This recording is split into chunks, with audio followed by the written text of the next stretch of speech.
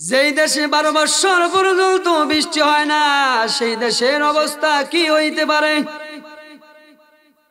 আমাদের দেশে যদি 2 বছর বৃষ্টি না হয়, কি করুন অবস্থা।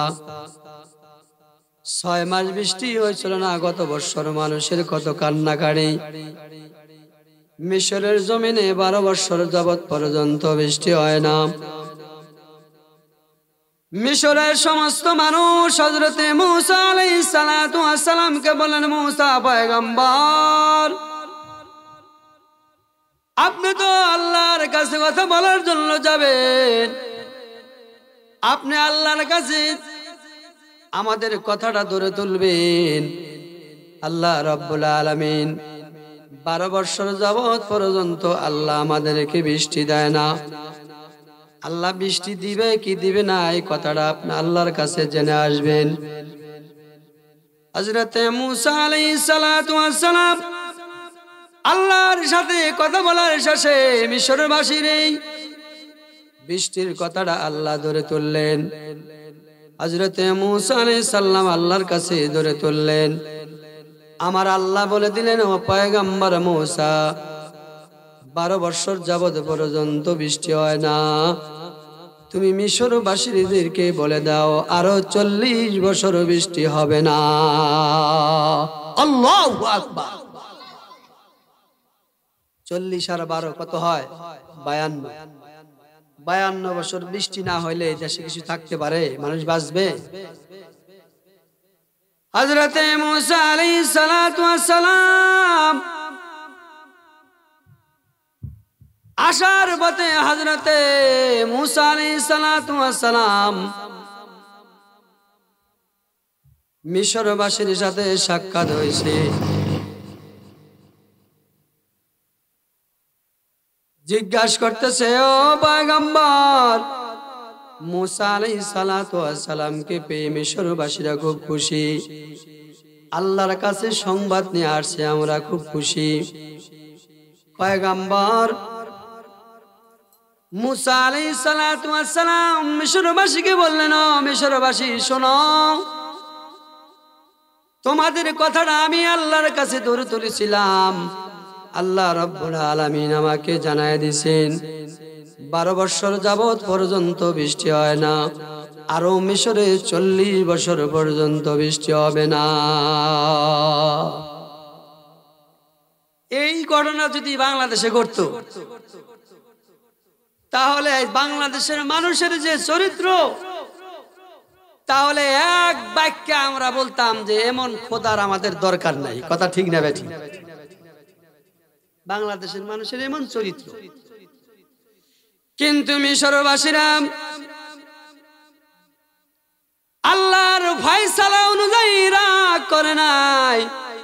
মিশরবাসীরা মূসা আলাইহিস সালাতু ওয়াস সালামকে বলছেন, আল্লাহ, ও পয়গম্বর, 40 বছর পরে বৃষ্টি দিবে, এই আল্লাহ কি এটা বলছে? বলে হ্যাঁ বলছে। এটা কি আল্লাহর সিদ্ধান্ত? বলে আল্লাহর সিদ্ধান্ত। ওই দিবি তো? বলে হ্যাঁ দিবে। মিশরবাসীরা এই কথা শুনিয়া সবাই খুশি হয়ে গেল, যেহেতু আল্লাহ দিতে চাইছে 40 বছর পরে তো হবে। আল্লাহ যদি না দিতেন করার কিছুই ছিল না। মিশরবাসীরা আল্লাহর সিদ্ধান্ত ফয়সালার উপর এক বাক্যে সবাই তারা আলহামদুলিল্লাহ বলে শুকর আদায় করেছি। হযরতে মূসা আলাইহিস সালাতু ওয়াস সালাম এই খবরখানা দিয়া মূসা আলাইহিস সালাতু ওয়াস সালাম তার বাড়ির দিকে রওনা দেয়। বাড়িতে পৌঁছার আগে আল্লাহ রাব্বুল আলামিন মিশরবাসীকে আল্লাহ রাব্বুল আলামিন মুহূর্তের ভিতরে বৃষ্টি দিয়া ঠান্ডা বানায় দেয়।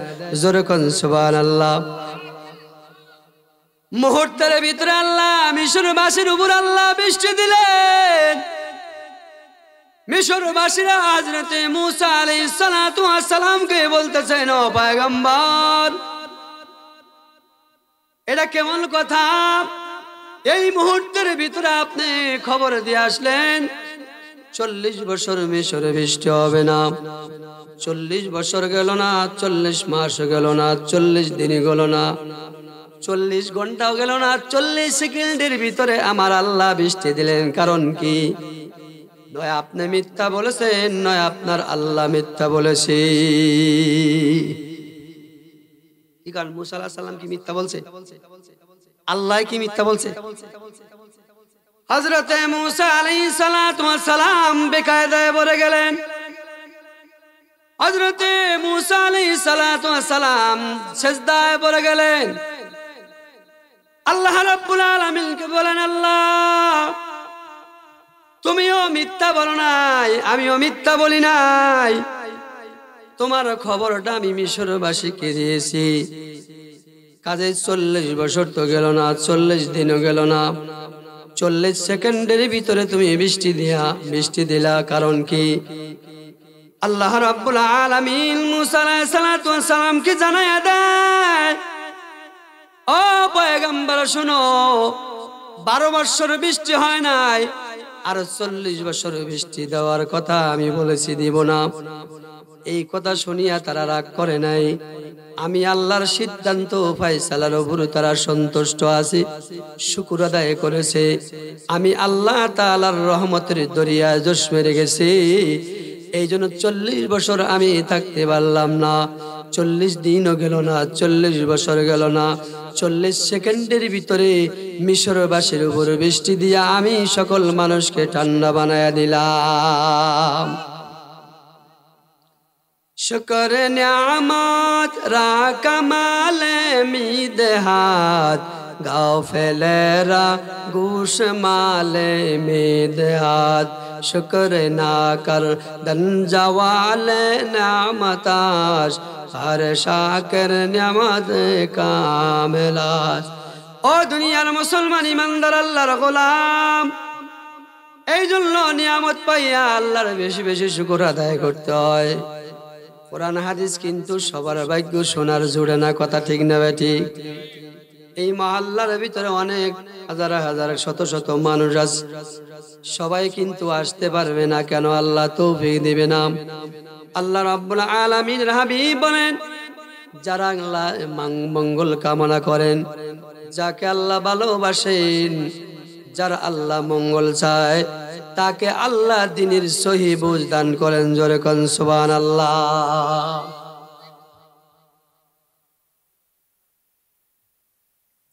এই জন্য আল্লাহ তাআলার নিয়ামত পাইয়া বেশি বেশি শুকর আদায় করবে। এটা একটা নিয়ামত কিনা বলেন?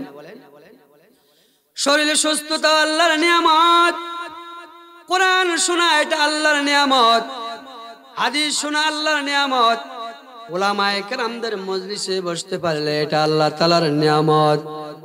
ও দুনিয়ার মুসলমান ইমানদার আল্লাহর গোলাম, আল্লাহ রাব্বুল আলামিন গোটা মানব জাতিকে কত সুন্দর মহব্বত করেন, কত ভালোবাসেন, কত ভালোবাসিয়া আল্লাহ রাব্বুল আলামিন বিনা সাওয়ায় বিনা দরখাস্তে আল্লাহ হাজার হাজার কোটি কোটি নিয়ামত আল্লাহ আপনাকে আমাকে দান করেছেন। জোরে কোন সুবহানাল্লাহ। সূর্য কত বড় নিয়ামত, এটা কিন্তু আমরা আল্লাহর কাছে দাবি করি নাই। চন্দ্র আল্লাহর নিয়ামত দাবি করি নাই। অক্সিজেন কত বড় আল্লাহর নিয়ামত দাবি করি নাই। পানি আল্লাহর কত বড় নিয়ামত দাবি করি নাই। কোনো কিছুই কিন্তু আল্লাহর কাছে দাবি করি নাই। যেটা প্রয়োজন বান্দার জন্য আল্লাহ অটোমেটিক আল্লাহ আমাদেরকে তৈরি করে দিয়েছেন, অটোমেটিক আল্লাহ ব্যবস্থা করে দিয়েছেন। জোরে কোন সুবহানাল্লাহ। এই জন্য আল্লাহর হুকুম মানার দরকার আছে না নাই? জোরে বলেন, দরকার আছে না নাই? ও দুনিয়ার মুসলমান ইমানদার আল্লাহর গোলাম, আল্লাহ রাব্বুল আলামিন মুমিন বান্দাদেরকে আল্লাহ বিভিন্ন জায়গায় কিছু গুণ বর্ণনা করছে। সূরা মুমিনের ভিতরে আল্লাহ 7টা গুণ বর্ণনা করছে।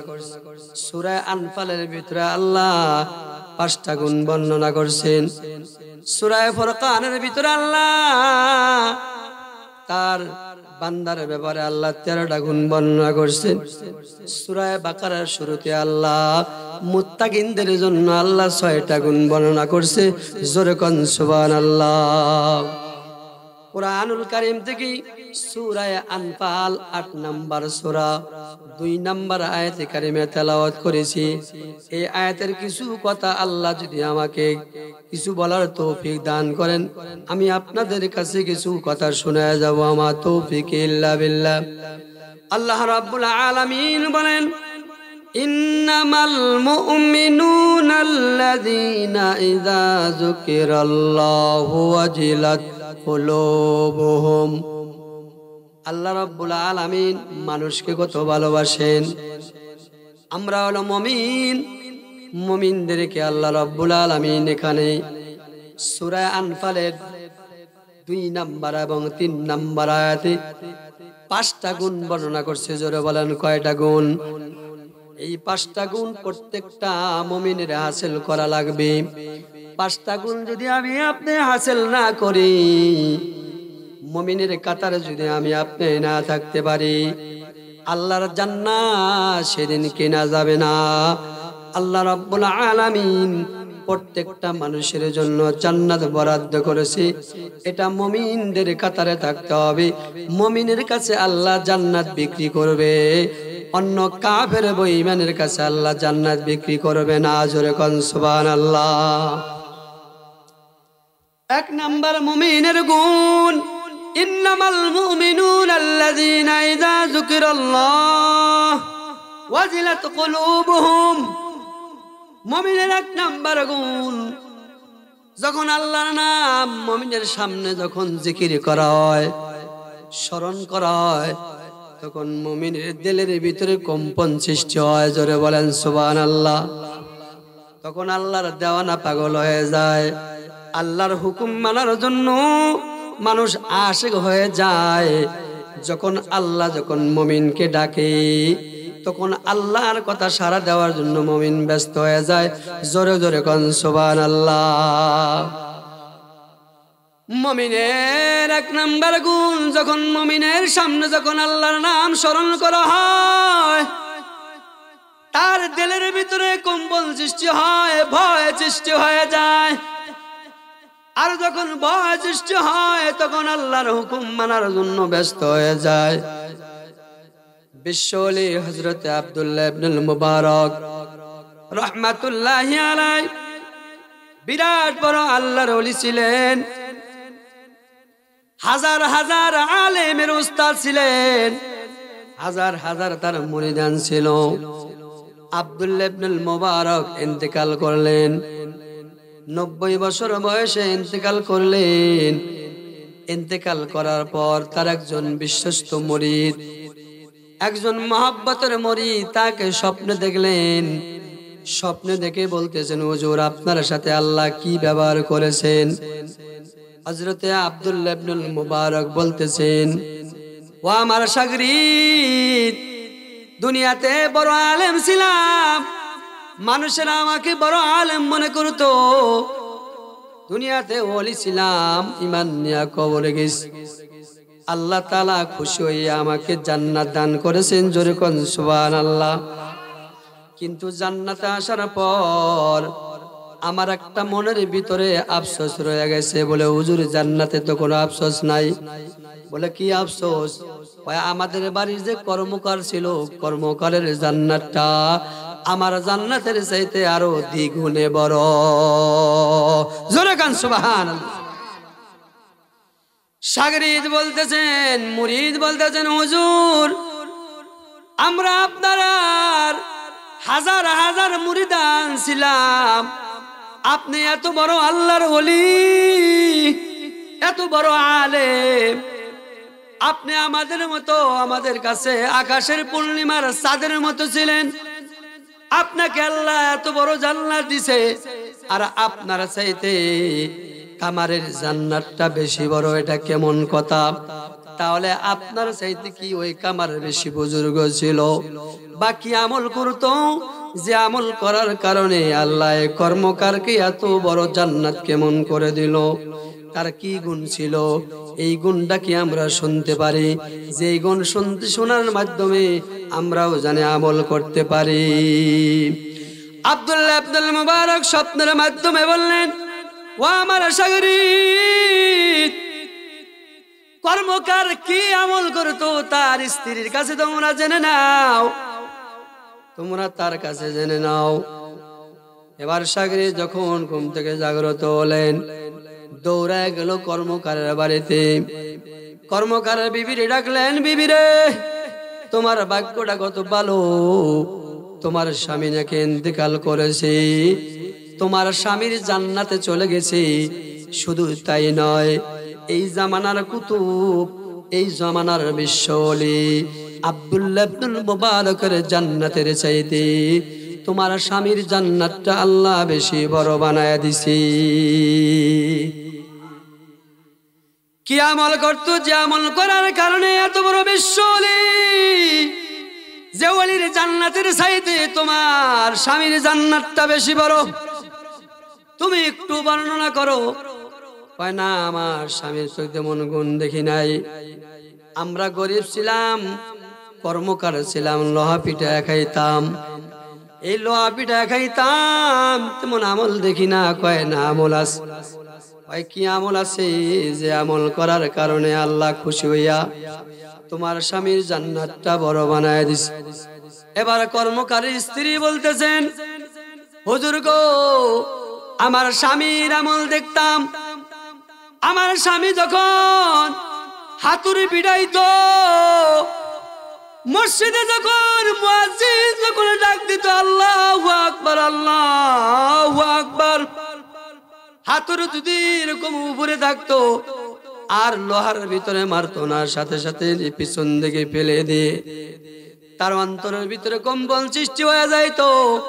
মহান মালিক ডাকতেছে, এখন আমার কর্মকারের কাজ বড় নয়, এখন আমার মহান মালিকের ডাকে সাড়া দেওয়া বড়। এই কথা ভাইবাম তিনি মুহূর্তের ভিতরে দেওয়ানা হয়ে যাইতেন, পাগল হয়ে যাইতেন। সুন্দর করে ওজুটা বানাইয়া মসজিদে যাইয়া তিনি নামাজ আদায় করতেন। জোরে জোরে কোন সুবহানাল্লাহ। এরকম আব্দুল্লাহ ইবনুল মুবারকের শাগিরদের বুঝবার আর বাকি রইল না। আল্লাহ রাব্বুল আলামিন সূরা আনফালের দ্বিতীয় নম্বর আয়াতে আল্লাহ মুমিনের এক নম্বর গুণ বর্ণনা করেছেন। এক নম্বর গুণ হলো, ইন্নামাল মুমিনুনা আল্লাযীনা ইযা যুকিরাল্লাহু ওয়াজিলাত কুলুবুহুম ওয়া ইযা তুলিয়াত আলাইহিম আয়াতুহু যাদাতুহুম ঈমানা।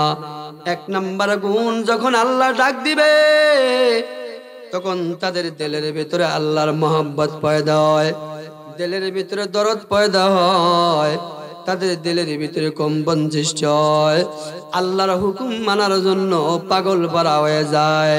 সূরা আনফালের 2 নম্বর গুণ তার ভিতরে ছিল। এই জন্য মহান আল্লাহ রাব্বুল আলামিন কর্মকারের জান্নাতটা আল্লাহ বড় বানায় দিছে। জোরে কোন সুবহানাল্লাহ। জিকির করে লা ইলাহা ইল্লাল্লাহ।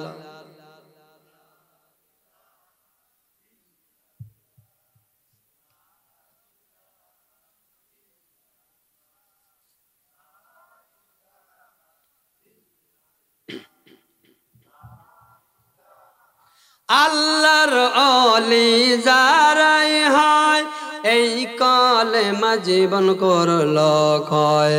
আল্লাহ যদি আপন হয়, মরণে তোমার কিসের ভয়।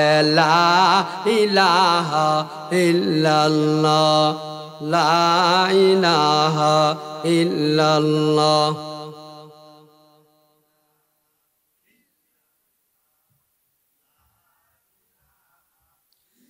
লা ইলাহা ইল্লাল্লাহু মুহাম্মাদুর রাসূলুল্লাহ সাল্লাল্লাহু আলাইহি সাল্লাম।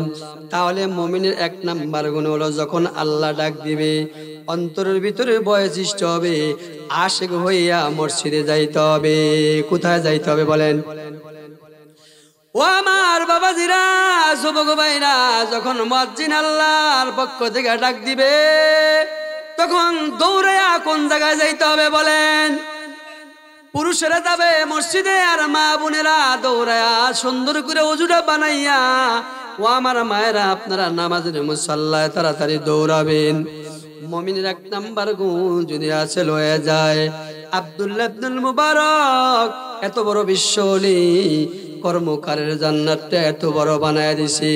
আমাদের এই গুণ যদি হাসিল করতে পারি, আল্লাহ পাক আমাদেরকে এরকম জান্নাত দিয়া দিতে পারেন। জোরে কোন সুবহানাল্লাহ। 2 নাম্বার গুণ, ওয়াইজা তুলিয়াত আলাইহিম আয়াতু যাদাতুহুম ঈমানা। মুমিনের 2 নাম্বার গুণ, যখন আল্লাহর যখন এই বান্দার সামনে যখন কোরআন তেলাওয়াত করা হয়, যখন এই মুমিনের সামনে যখন কোরআন তেলাওয়াত করা হয়, তখন তেলাওয়াত শুনে তাদের ঈমানটা বৃদ্ধি পেয়ে যায়। জোরে কোন সুবহানাল্লাহ। কোরআন তেলাওয়াত মজা আছে না নাই? জোরে বলেন। ও দুনিয়ার মুসলমান ইমানদার আল্লাহর গোলাম, কোরআন তেলাওয়াতের কারণে যদি মজা যদি না পাওয়া যায়, এই ব্যক্তি মুমিন না, এই ব্যক্তি হলো মুনাফিক। কথা ঠিক না ঠিক? এই জন্য কোরআন তেলাওয়াত এটা আল্লাহ রাব্বুল আলামিন জান্নাতের খানার সাথে আল্লাহ তুলনা দিয়েছেন। জোরে কোন সুবহানাল্লাহ। জান্নাতের খানার যেরকম মজা শেষ নাই, কোরআন তেলাওয়াতের মজার কোনো শেষ নাই। রমজানে যখন কোরআন তেলাওয়াত করা হয়, 5 ওয়াক্ত নামাজের ভিতরে মাগরিবের নামাজ, ফজরের নামাজ, ইশার নামাজ, ইমাম সাহেব যখন জোরে জোরে তেলাওয়াত করে, প্রত্যেক রাকাতে সূরা ফাতিহা পড়ে। এই সূরা ফাতিহা পড়ার পর কোন আজ পর্যন্ত কোন মুসল্লি বলছেন, হুজুর শুধু একটাই সূরা পড়েন, এটা ভালো লাগে না, অন্যটা ঘুরে পড়েন। এই কথা কি আমরা বলছি? কেন বলি না?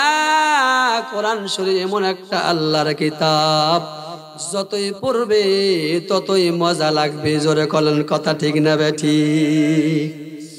ও দুনিয়ার মুসলমান ইমানদার আল্লাহর গোলাম, জুনায়েদ বাগদাদী রাহমাতুল্লাহি আলাইহি কোরআন যে জান্নাতের খানার সাথে আল্লাহ তুলনা দিয়েছেন, তার একটা ইতিহাস। বিশ্বলি হযরত জুনায়েদ বাগদাদী রাহমাতুল্লাহি আলাইহি, তার সাথে একজন ইহুদির সাথে বন্ধুত্ব ছিল। এই জুনায়েদ বাগদাদী রাহমাতুল্লাহি আলাইহি সেই ইহুদির বাড়িতে, জুনায়েদ বাগদাদী রাহমাতুল্লাহ বাড়িতে মেহমান হয়েছে। মেহমান হওয়ার পর তাকে আপ্যায়ন করার পর ইহুদি বলতেছেন, দোস্ত আমাকে বিদায় দিয়ে দেন। কয় না, আজকে বিদায় দেওয়া দেবে না, যেতে দেওয়া যাবে না, আজকে আমাদের বাড়িতে থেকে যান। এবার ইহুদি কয়, না না, আজকে আমার যেতেই হবে। বলে, কেন যাবেন? কয়, আমাদের পাত্রী ধর্মের ভিতরে, ইহুদি ধর্মের ভিতরে আজকে আমাদের একটা মাহফিল আছে, আমাদের একটা সমাবেশ আছে। যে সমাবেশে আমাদের পাদ্রী, আমাদের গুরু, আমাদের বক্ত, আমাদের পীর সাহেব প্রতি বছর বয়ান করে। ওই বয়ানের মাধ্যমে আমরা সারা বছর আমল করে থাকি। সেই বয়ান আজকে, সেই মাহফিল আজকে, সেই উরুসে, সেই মাহফিল আজকে আমার যাওয়া লাগবে। কথা কি বুঝতেছেন? জুনায়েদ বাগদাদী রাহমাতুল্লাহি আলাইহি বললেন, ও ইহুদি দোস্ত, আমিও আপনার সাথে মজমায় যাব। ইহুদি বললেন, না না, আপনাকে আমাদের ওই মজমায় যেতে দেওয়া যাবে না।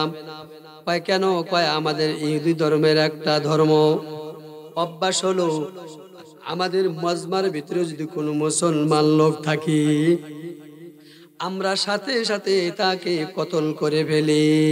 কাজে আপনি আমার বন্ধু, আপনাকে কতল করবে আমার সামনে, আমার সহ্য হবে না। এই জন্য আপনাকে আমি যাওয়ার জন্য অনুমতি দিব না। এবার জুনায়েদ বাগদাদী রাহমাতুল্লাহি আলাইহি বলেন, আপনাদের যে বেশ, সুরত, আকার, আকৃতি, যে পোশাক, সেই পোশাক পরে আমি যাব।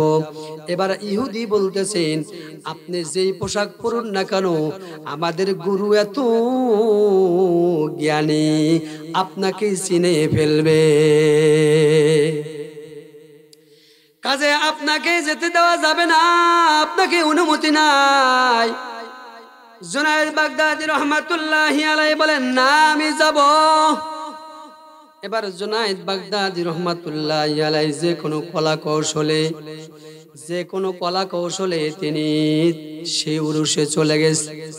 যায় দেখে যে এক কোণার ভিতরে বসে হাজার হাজার মানুষ, এক কোণার ভিতরে বসে দেখে যে একটা বিরাট বড় আসন তৈরি করা হয়েছে, বিরাট বড় একটা আসন। ওই আসনে কোনো মানুষ নাই, ওই পীর সাহেবের জন্য আসন তৈরি করা হয়েছে। অনেকক্ষণ মানুষ দাঁড়া রইল, বসে রইল, কেউ আসে না। কিছুক্ষণ পরে দেখে যে তাদের গুরু লাঠি বর করে আসতেছে। আসার পর এরকম আসনের ভিতরে বসে বললেন, বসে পড়ার পর চুপ করে বসে হচ্ছে, কোনো কথা বলে না।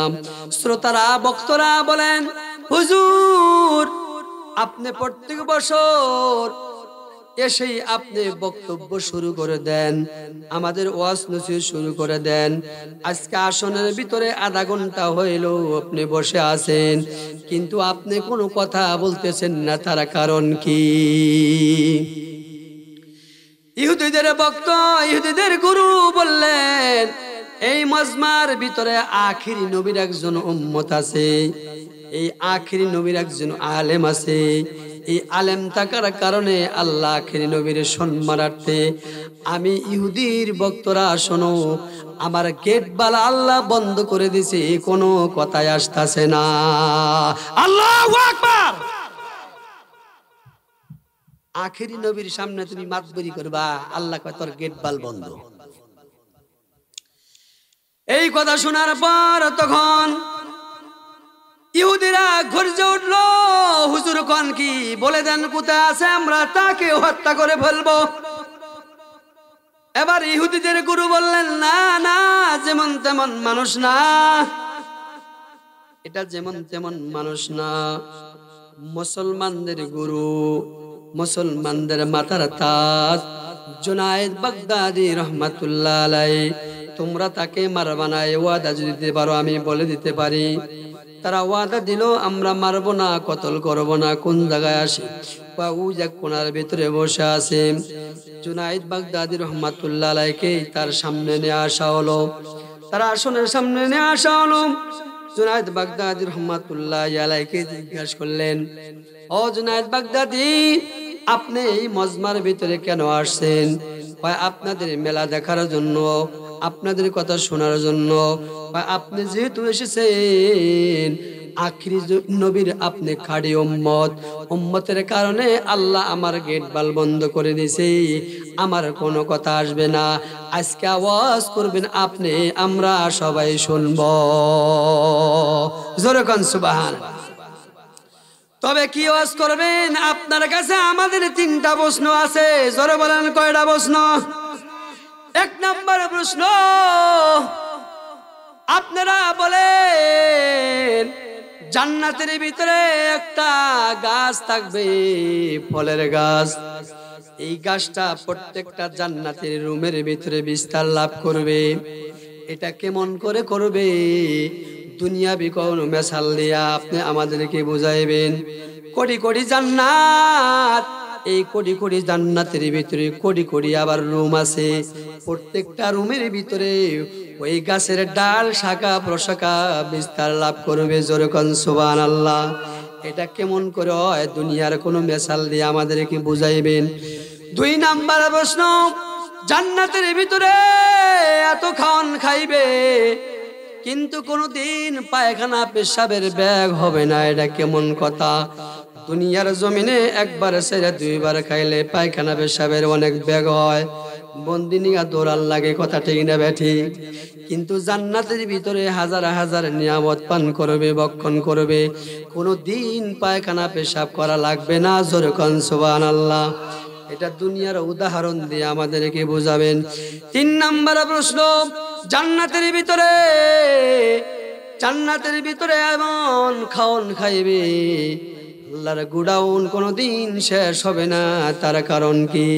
দুনিয়ার রাজার ভান্ডার শেষ হয়ে যায়, কিন্তু হাজার হাজার কোটি কোটি মানুষ এত নিয়ামত খাইবে, জান্নাতের 1 ইঞ্চি খাদ্য শেষ হবে না। তার কারণ কি? জোরে কোন সুবহানাল্লাহ। কয়টা প্রশ্ন? তিনটা প্রশ্ন। জুনায়েদ বাগদাদী রহমাতুল্লাহি আলাইহি বলেন, আমি যদি 3টা প্রশ্নের উত্তর দেই তোমরা কি মুসলমান হইবা? এবার কয় 3টা প্রশ্ন যদি উত্তর দিতে পারো কথা দিলাম আমরা সবাই মুসলমান হব। জোরে কোন সুবহানাল্লাহ। এবার তারা বলতেছেন, পাদ্রীরা বলতেছেন, তুমি যদি 3টা প্রশ্নের উত্তর না দিতে পারো তোমার কিন্তু ইহুদি হওয়া লাগবে। এবার জুনায়েদ বাগদাদী রহমাতুল্লাহ আলাইহি বলেন, ঠিক আছে। ডগমাল লেখা হয়ে গেল, কাগজ কলমে লেখা হয়ে গেল। এবার জুনায়েদ বাগদাদী রহমাতুল্লাহ আলাইহি এবার প্রশ্ন করতেছেন, 3টা প্রশ্ন আপনারা আমাকে করেছেন, আপনারা কি আসলে আমার কাছ থেকে প্রশ্ন শিখবেন? বলে হ শিখবো। যে শিখে আর যে শিখায় এই 2 শ্রেণী কি হয়? যে শিখায় সে হয় ওস্তাদ, আর যারা শিখে সে হয় ছাত্র। কথা ঠিক না বেঠিক? আমি হলাম ওস্তাদ আজকের জন্য, আপনারা ছাত্র। কথা ঠিক না বেঠিক? জুনায়েদ বাগদাদী রহমাতুল্লাহি আলাইহি বলেন, তাহলে ছাত্রদের সামনে ওস্তাদের মর্যাদা কম না বেশি? জোরে বলেন, কম না বেশি?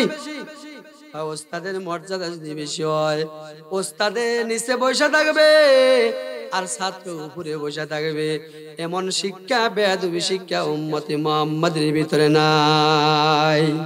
জোরে কোন আল্লাহু আকবার।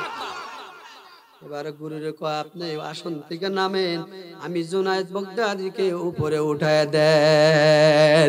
আল্লাহু আকবার। আল্লাহ কয়, আমার আখেরি উম্মত নিচে থাকবে আর তুই উপরে থাকবি, দেখ কেমন করে নামায় দেই।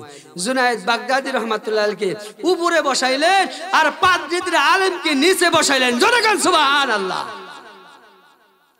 জুনায়েদ বাগদাদী রাহমাতুল্লাহি আলাইহি এক একটা করে জবাব দেয়। ও দুনিয়ার পাদ্রীরা শুনো, তোমাদের 1 নাম্বার প্রশ্নের জবাব। তোমরা 1 নাম্বারে প্রশ্ন করেছো জান্নাতের ভিতরে একটা গাছ থাকবে আর প্রত্যেকটা জান্নাতের রুমের ভিতরে শাখা প্রশাখা বিস্তার লাভ করবে।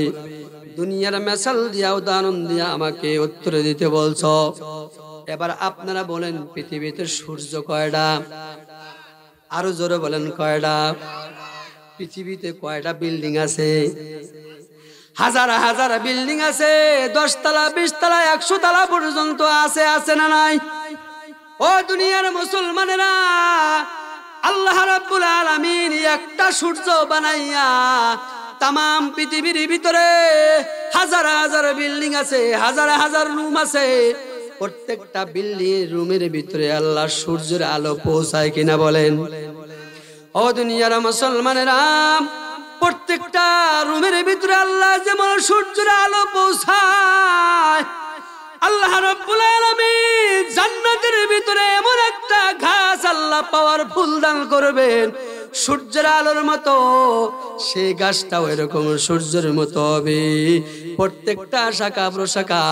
এবার প্রত্যেকটা জান্নাতের রুমে সূর্যের মতো আল্লাহ শাখা প্রশাখা বিস্তার লাভ করায় দিবেন। জোরে কোন সুবহানাল্লাহ। 1 নাম্বার প্রশ্নের জবাব পেয়ে গেলেন। 2 নাম্বার প্রশ্নের জবাব। 2 নাম্বার প্রশ্ন হলো, আপনারা বলেছেন জান্নাতের ভিতরে এত খাওয়ান খাইবে কিন্তু পায়খানা প্রস্রাবের বেগ হবে না। ও দুনিয়ার মুসলমানেরা, আপনারা শোনেন, মানুষ যখন মায়ের গর্ভে চলে আসে, 4 মাস 10 দিন যখন মায়ের গর্ভে যখন বয়স হয়ে যায়, মানুষের আকার আকৃতি যখন দেহ গঠন আল্লাহ গড়ায় দেয়, তখন রুহের জগৎ থেকে আল্লাহ রুহু পাঠায় দেয় মায়ের ভিতরে, পেটের ভিতরে। তখন এই বাচ্চার খাওয়ার প্রয়োজন হয়। আল্লাহ রাব্বুল আলামিন মায়ের পেটের ভিতরে নাপাক এই পবিত্র মুখ দিয়ে আল্লাহ খাওয়ায় না। মায়ের তারের সাথে, নাভির সাথে, তারের সাথে, বাচ্চার নারীর সাথে এরকম সংযুক্ত করে দেয়। কথা ঠিক না বেটি? ও দুনিয়ার মুসলমানেরা, এই যে বাচ্চা মায়ের পেটের ভিতরে, মা যা খায় বাচ্চা তাই খায়। কথা ঠিক না বেটি? ও দুনিয়ার মুসলমান ইমানদার আল্লাহর গোলাম, মা যা খাইলো বাচ্চাও তাই খাইলো। আজকে বিজ্ঞানের যুগ, কোন বিজ্ঞানের কাছে আপনারা শুনতে পাইছেন যে মায়ের পেটের ভিতরে বাচ্চা পায়খানা পেশাব করে? এই জীবনে কোনোদিন শুনছেন? না না, কোনোদিন শোনেন নাই। মা যা খায় সন্তানরা তাই খায়। মায়ের পেটের ভিতরে যেরকম সন্তানের পায়খানা পেশাবের ব্যাগ হয় না, এটা যদি আল্লাহ মায়ের পেটের ভিতরে করতে পারে, আল্লাহ পাক জান্নাতের ভিতরে এমন নাজ নিয়ামত আল্লাহ দিয়া দিবেন, এমন বক্ষণ করবে, এমন পবিত্র জায়গা, মায়ের পেটের মতো হাজার হাজার নিয়ামত খাবে, পায়খানা পেশাবের ব্যাগ হবে না। জোরে গান সুবহানাল্লাহ। এবার 2 নম্বর প্রশ্নের জবাব গেল। 3 নম্বর প্রশ্নের জবাব 2 নম্বর 3 নম্বর প্রশ্নের জবাব, জান্নাতের মজা শেষ হবে না আর খাজিনা শেষ হবে না, এটার হলো 2 জবাব। 3 নম্বর প্রশ্নের কয় জবাব? 2 জবাব, 2টা জবাব। 1 নম্বর হলো এখানে একটা মোমবাতি ধরান। যখন মোমবাতি ধরানো হলো, একটা মোমবাতির আলো থেকে যদি হাজার হাজার মোমবাতির আলো নেয়, এই মোমবাতির আলো কি কমবে? কমবে না, যতটুকু আছে অতটুকুই থাকবে। ও দুনিয়ার মুসলমান ইমানদার আল্লাহর গোলাম, একটা মোমবাতি থেকে যদি কোটি কোটি মোমবাতি ধরায়, আলো যদি নেয়, যেরকম মোমবাতির আলো কমে না, আল্লাহ পাক জান্নাতের ভিতরে এমন খাজিনা আল্লাহ দিয়ে দিবেন মোমবাতির আলোর মতো। হাজার হাজার মানুষ কোটি কোটি বছরও খাবে, 1 ইঞ্চি খাদ্য মোমবাতির আলোর মতো কমবে না। 1 নম্বর জব। 2 নম্বর জব, ও দুনিয়ার মুসলমানেরা, এই যে দুনিয়ার ভিতরে হাফেজ হয়, কোরআন কারীম তেলাওয়াত করে, রমজানে কোরআন তেলাওয়াত করে, মাদ্রাসা চলে যান, দেখবেন যে এরকম হেলে ডুলে কোরআন শরীফ তেলাওয়াত করে। কথা ঠিক না বেঠি? কে ডুলায়? কোরআন শরীফের বরকতে কোরআনে ডুলায়। ও দুনিয়ার মুসলমান ইমানদার আল্লাহর গোলাম, কোরআন পড়ার এত বরকত, কোরআন শরীফ পড়ার এত মজা, যদি মজা না পাইতো কোনো ব্যক্তি হাফেজ হইতে পারতো না। কথা ঠিক না বেঠি? কোরআনের আলোচনা শুধু মজাই লাগে, শেষ হয় না। কোরআনের আলোচনা কোনোদিন শেষ হয় না, মজা শেষ নাই। জুনায়েদ বাগদাদী রাহমাতুল্লাহ আলাইহি বলেন, কোরআনের মজা যেরকম শেষ নাই, জান্নাতের খানার তেমন মজাও শেষ নাই। 3টা জবাব যখন দিছে, এবার তারা চিন্তা করেছিল, মনে করেছিল 3টা জবাব দিতে পারবে না, আমাদের মুসলমান হওয়া লাগবে না। জুনায়েদ বাগদাদী রাহমাতুল্লাহ আলাইহি যখন 3টা প্রশ্নের জবাব দিছে, এখন শর্ত কি ছিল? যদি 3টা প্রশ্নের জবাব দিতে পারি তাহলে মুসলমান হওয়া লাগবে। কথা ঠিক না ভাই? ঠিক। এখন তো সবারই মুসলমান হওয়া লাগবে। এবার সব পাদ্রীরা কসর মসর শুরু করছে। কি শুরু করছে? জুনায়েদ বাগদাদী রাহমাতুল্লাহি আলাইহি বুঝতে পারছেন তারা মুসলমান হবি না, আমিও তাদের বাঁশের চেঙ্গি দেখ কেমন করে ফালাই। এবার জুনায়েদ বাগদাদী রাহমাতুল্লাহি আলাইহি পাদ্রীকে বলছেন, পাদ্রী সাহেব, আমি 3টা প্রশ্নের জবাব দিয়েছি, আমি একটা প্রশ্ন করব, আপনারা বলেন তো দেখি, জান্নাতের গেটের ভিতরে কি লেখা থাকবে? সব চুপ হয়ে গেল। কি হয়ে গেল? এবার যখন পাদ্রী চুপ হয়ে গেল, সব পাদ্রীরা চুপ হয়ে গেল।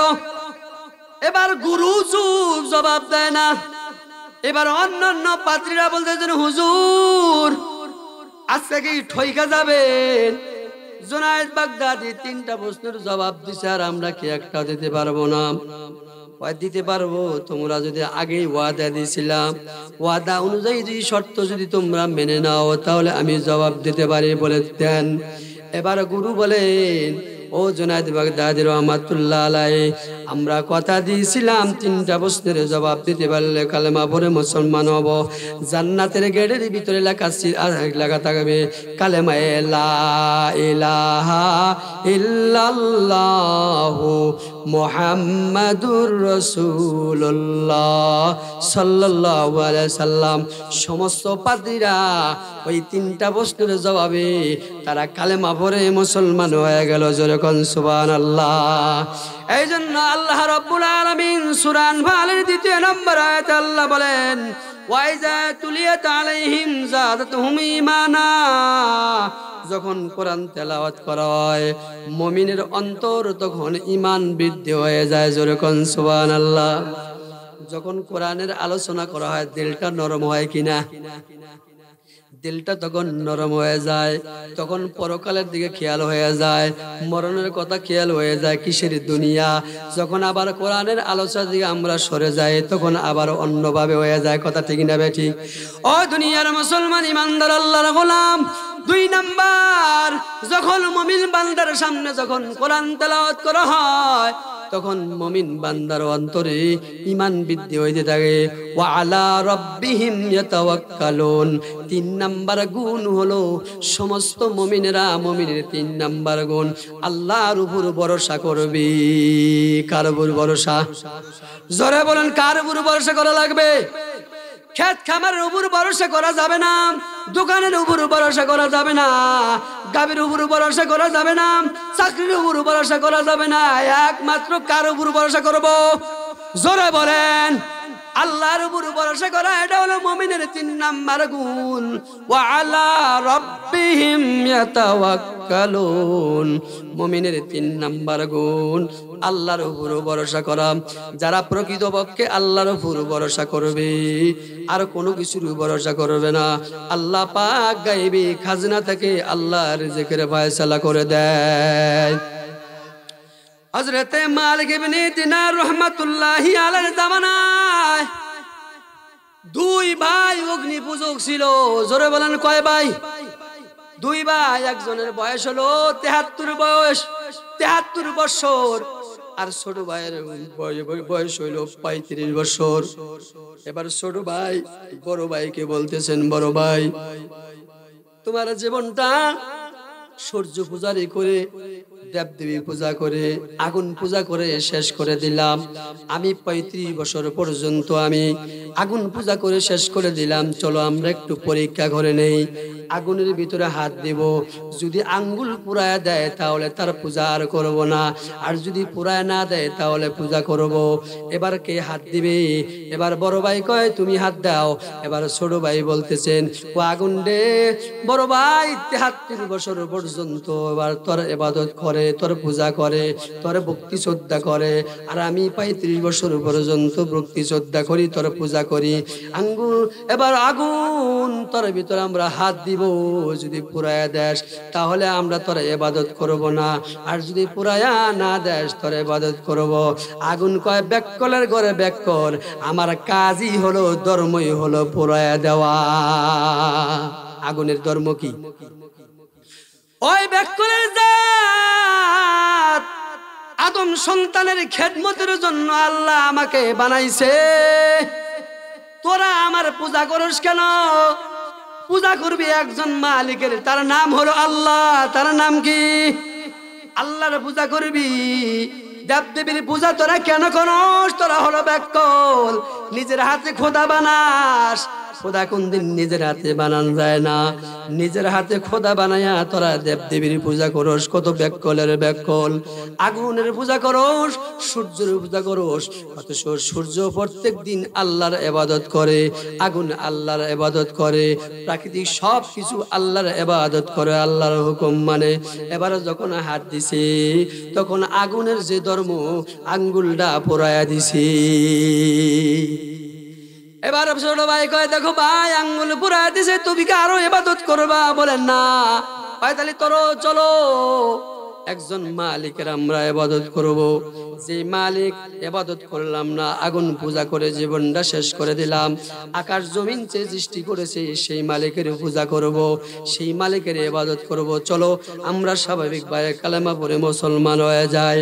ভাই কার কাছে মুসলমান হব? এবার সিদ্ধান্ত নিল এই জামানার কুতুব মালিক ইবনে দিনার রাহমাতুল্লাহি আলাইহি, তার কাছে আমরা কালেমা পড়ে মুসলমান হয়ে যাইব। এবার 2 ভাই রওনা দিল মালিক ইবনে দিনারের কাছে। এবার রাস্তায় যখন চলে গেল, কিছু দূরে যাওয়ার শুকর আদায় করেছে, আমি আল্লাহ তাআলার রহমতের দরিয়ায় জোশ মেরে গেছি, এই জন্য 40 বছর আমি থাকতে পারলাম না। 40 দিনও গেল না, 40 বছর গেল না, 40 সেকেন্ডের ভিতরে মিশরবাসীর উপর বৃষ্টি দিয়া আমি সকল মানুষকে ঠান্ডা বানায়া দিলাম। শুকর নিয়ামত রা কমালে মিদহাত গাফেলেরা গুশ মালে মিদহাত শুকর না কর দন জওয়ালে নিয়ামতাস হর শাকির নিয়ামত কামিলাস। ও দুনিয়ার মুসলমান ইমানদার আল্লাহর গোলাম, এই জন্য নিয়ামত পাইয়া আল্লাহর বেশি বেশি শুকর আদায় করতে হয়। কোরআন হাদিস কিন্তু সবার ভাগ্য শোনার জুড়ে না, কথা ঠিক না ঠিক? এই মহল্লার ভিতরে অনেক হাজার হাজার শত শত মানুষ আছে, সবাই কিন্তু আসতে পারবে না। কেন? আল্লাহ তৌফিক দিবে না। আল্লাহ রাব্বুল আলামিনের হাবিব বলেন, যারা আল্লাহ মঙ্গল কামনা করেন, যাকে আল্লাহ ভালোবাসেন, যার আল্লাহ মঙ্গল চায়, তাকে আল্লাহ দ্বীনের সহি বুঝ দান করেন। জোরে কোন সুবহানাল্লাহ।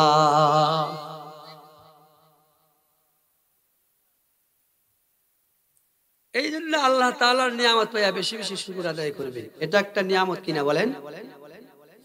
শরীরে সুস্থতা আল্লাহর নিয়ামত, কোরআন শোনা এটা আল্লাহর নিয়ামত, হাদিস শোনা আল্লাহর নিয়ামত, উলামায়ে কেরামদের মজলিসে বসতে পারলে এটা আল্লাহ তাআলার নিয়ামত।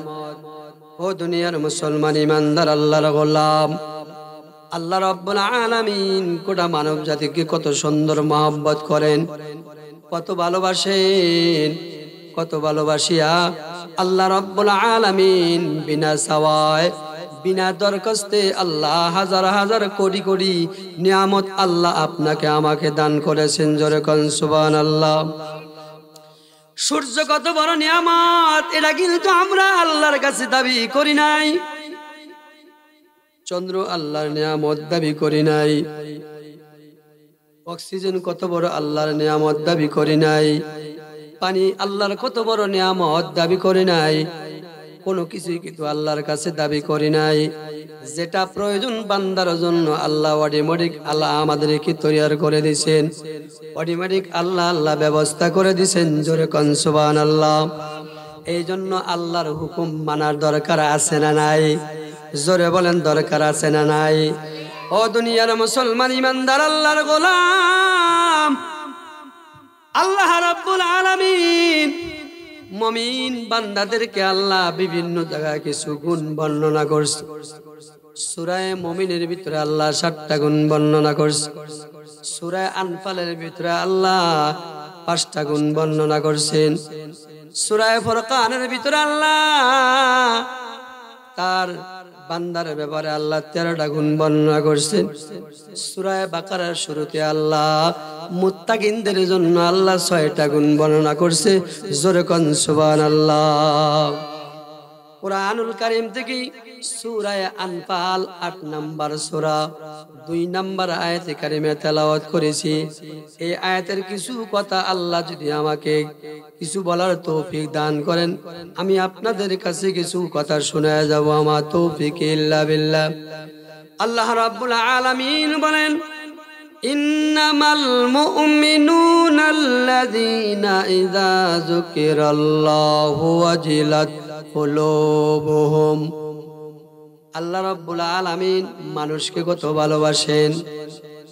আমরা হলো মুমিন, মুমিনদেরকে আল্লাহ রাব্বুল আলামিন এখানে সূরা আনফালের 2 নম্বর এবং 3 নম্বর আয়াতে 5টা গুণ বর্ণনা করছে। জোরে বলেন, কয়টা গুণ? এই 5টা গুণ প্রত্যেকটা মুমিনের হাসিল করা লাগবে। 5টা গুণ যদি আমি আপনি হাসিল না করি, মুমিনের কাতারে যদি আমি আপনি না থাকতে পারি, আল্লাহর জান্নাত সেদিন কেনা যাবে না। আল্লাহ রাব্বুল আলামিন প্রত্যেকটা মানুষের জন্য জান্নাত বরাদ্দ করেছে। এটা মুমিনদের কাতারে থাকতে হবে। মুমিনের কাছে আল্লাহ জান্নাত বিক্রি করবে, অন্য কাফের বেঈমানের কাছে আল্লাহ জান্নাত বিক্রি করবে না। জোরে কোন সুবহানাল্লাহ। 1 নম্বর মুমিনের গুণ, ইন্নামাল মুমিনুনা আল্লাযীনা ইযা যুকিরাল্লাহ ওয়াজিলাত কুলুবুহুম, মুমিনের এক নাম্বার গুণ, যখন আল্লাহর নাম মুমিনের সামনে যখন জিকির করা হয়, স্মরণ করা হয়, তখন মুমিনের দিলের ভিতরে কম্পন সৃষ্টি হয়। জোরে বলেন সুবহানাল্লাহ। তখন আল্লাহর দেওয়ানা পাগল হয়ে যায়, আল্লাহর হুকুম মানার জন্য মানুষ আশিক হয়ে যায়। যখন মুমিনকে ডাকে, তখন আল্লাহর কথা সাড়া দেওয়ার জন্য মুমিন ব্যস্ত হয়ে যায়। জোরে জোরে কোন সুবহানাল্লাহ। মুমিনের এক নাম্বার গুণ, যখন মুমিনের সামনে যখন আল্লাহর নাম স্মরণ করা হয়, তার দিলের ভিতরে কম্পন সৃষ্টি হয়, ভয় সৃষ্টি হয়ে যায়। আর যখন ভয় সৃষ্টি হয়, তখন আল্লাহর হুকুম মানার জন্য ব্যস্ত হয়ে যায়। বিশ্বলি হযরত আব্দুল্লাহ ইবনুল মুবারক রাহমাতুল্লাহি আলাইহি বিরাট বড় আল্লাহর ওলি ছিলেন, হাজার হাজার আলেমের উস্তাদ ছিলেন, হাজার হাজার তার মুরিদান ছিল। আব্দুল্লাহ ইবনুল মুবারক ইন্তেকাল করলেন, 90 বছর বয়সে ইন্তেকাল করলেন। ইন্তেকাল করার পর তার একজন বিশ্বস্ত মুরিদ, একজন মহব্বতের মুরিদ তাকে স্বপ্নে দেখলেন। স্বপ্নে দেখে বলতেছেন, হুজুর আপনার সাথে আল্লাহ কি ব্যবহার করেছেন?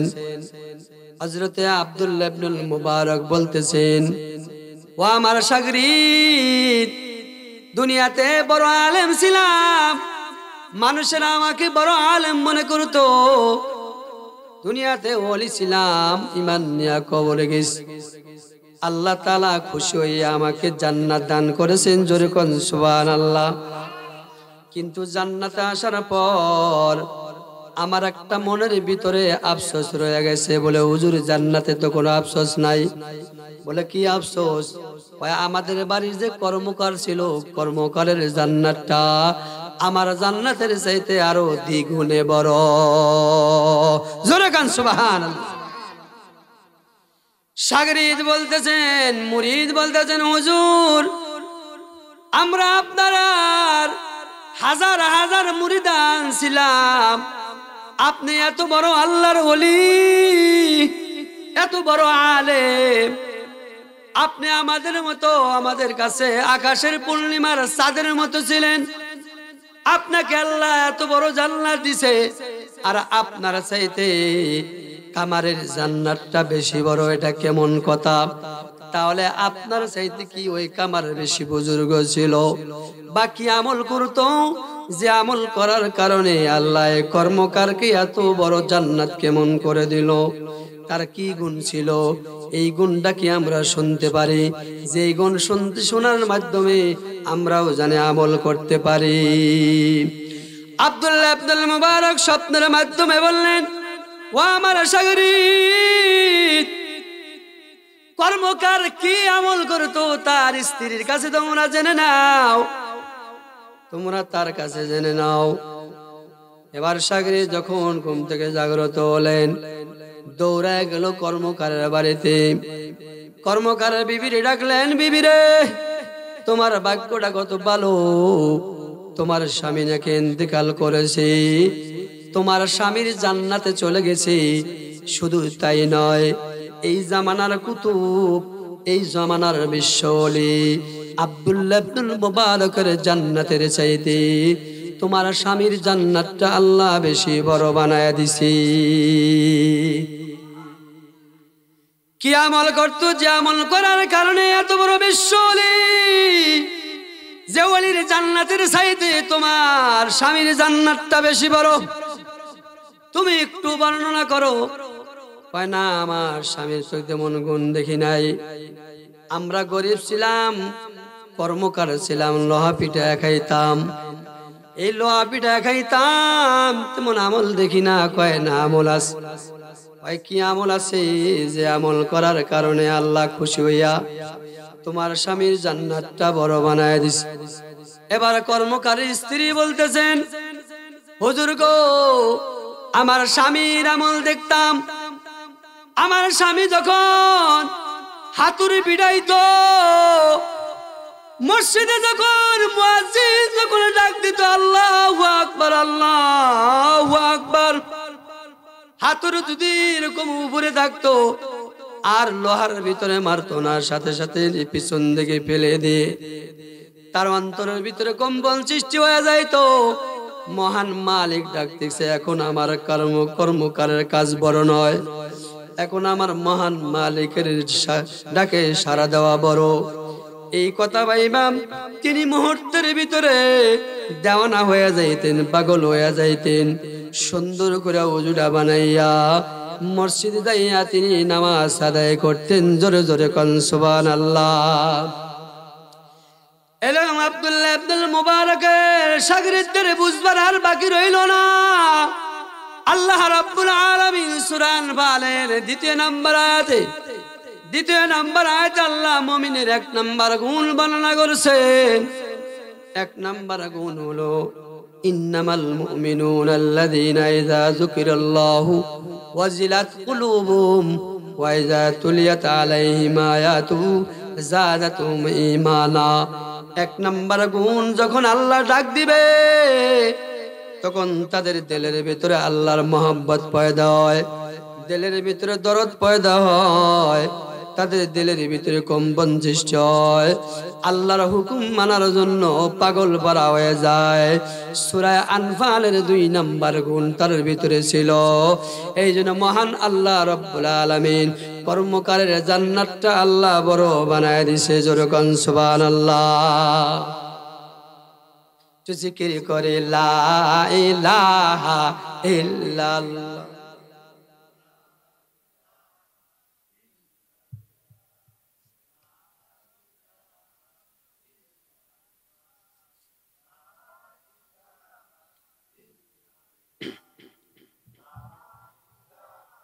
আল্লাহর ওলি যারাই হয় এই কলেমা জীবন করল ক্ষয়। আল্লাহ যদি আপন হয় মরণে তোমার কিসের ভয়। লা ইলাহা ইল্লাল্লাহ, লা ইলাহা ইল্লাল্লাহ।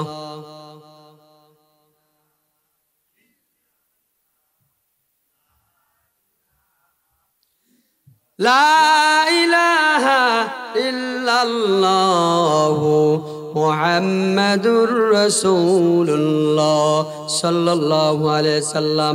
তাহলে মুমিনের এক নাম্বার গুণ হলো যখন আল্লাহ ডাক দিবে অন্তরের ভিতরে ভয় সৃষ্টি হবে, আশিক হইয়া মসজিদে যাইতে হবে। কোথায় যাইতে হবে বলেন? ও আমার বাবাজিরা, যুবক ভাইরা, যখন মুয়াজ্জিন আল্লাহর পক্ষ থেকে ডাক দিবে তখন দৌড়াইয়া কোন জায়গায় যাইতে হবে বলেন? পুরুষেরা যাবে মসজিদে, আর মা বোনেরা দৌড়াইয়া সুন্দর করে ওযুটা বানাইয়া, ও আমার মায়েরা আপনারা নামাজের মুসাল্লায় তাড়াতাড়ি দৌড়াবেন। মুমিনের এক নাম্বার গুণ যদি হাসিল হয়ে যায়, আব্দুল্লাহ ইবনুল মুবারক এত বড় বিশ্বলি কর্মকারের জান্নাতটা এত বড় বানায় দিছে। আমাদের এই গুণ যদি হাসিল করতে পারি আল্লাহ পাক আমাদেরকে এরকম জান্নাত দিয়া দিতে পারেন। জোরে কোন সুবহানাল্লাহ।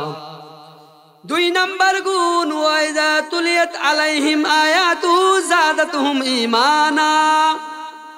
মুমিনের 2 নাম্বার গুণ, যখন আল্লাহর যখন এই বান্দার সামনে যখন কোরআন তেলাওয়াত করা হয়, যখন এই মুমিনের সামনে যখন কোরআন তেলাওয়াত করা হয় তখন তেলাওয়াত শুনে তাদের ঈমানটা বৃদ্ধি পেয়ে যায়। জোরে কোন সুবহানাল্লাহ।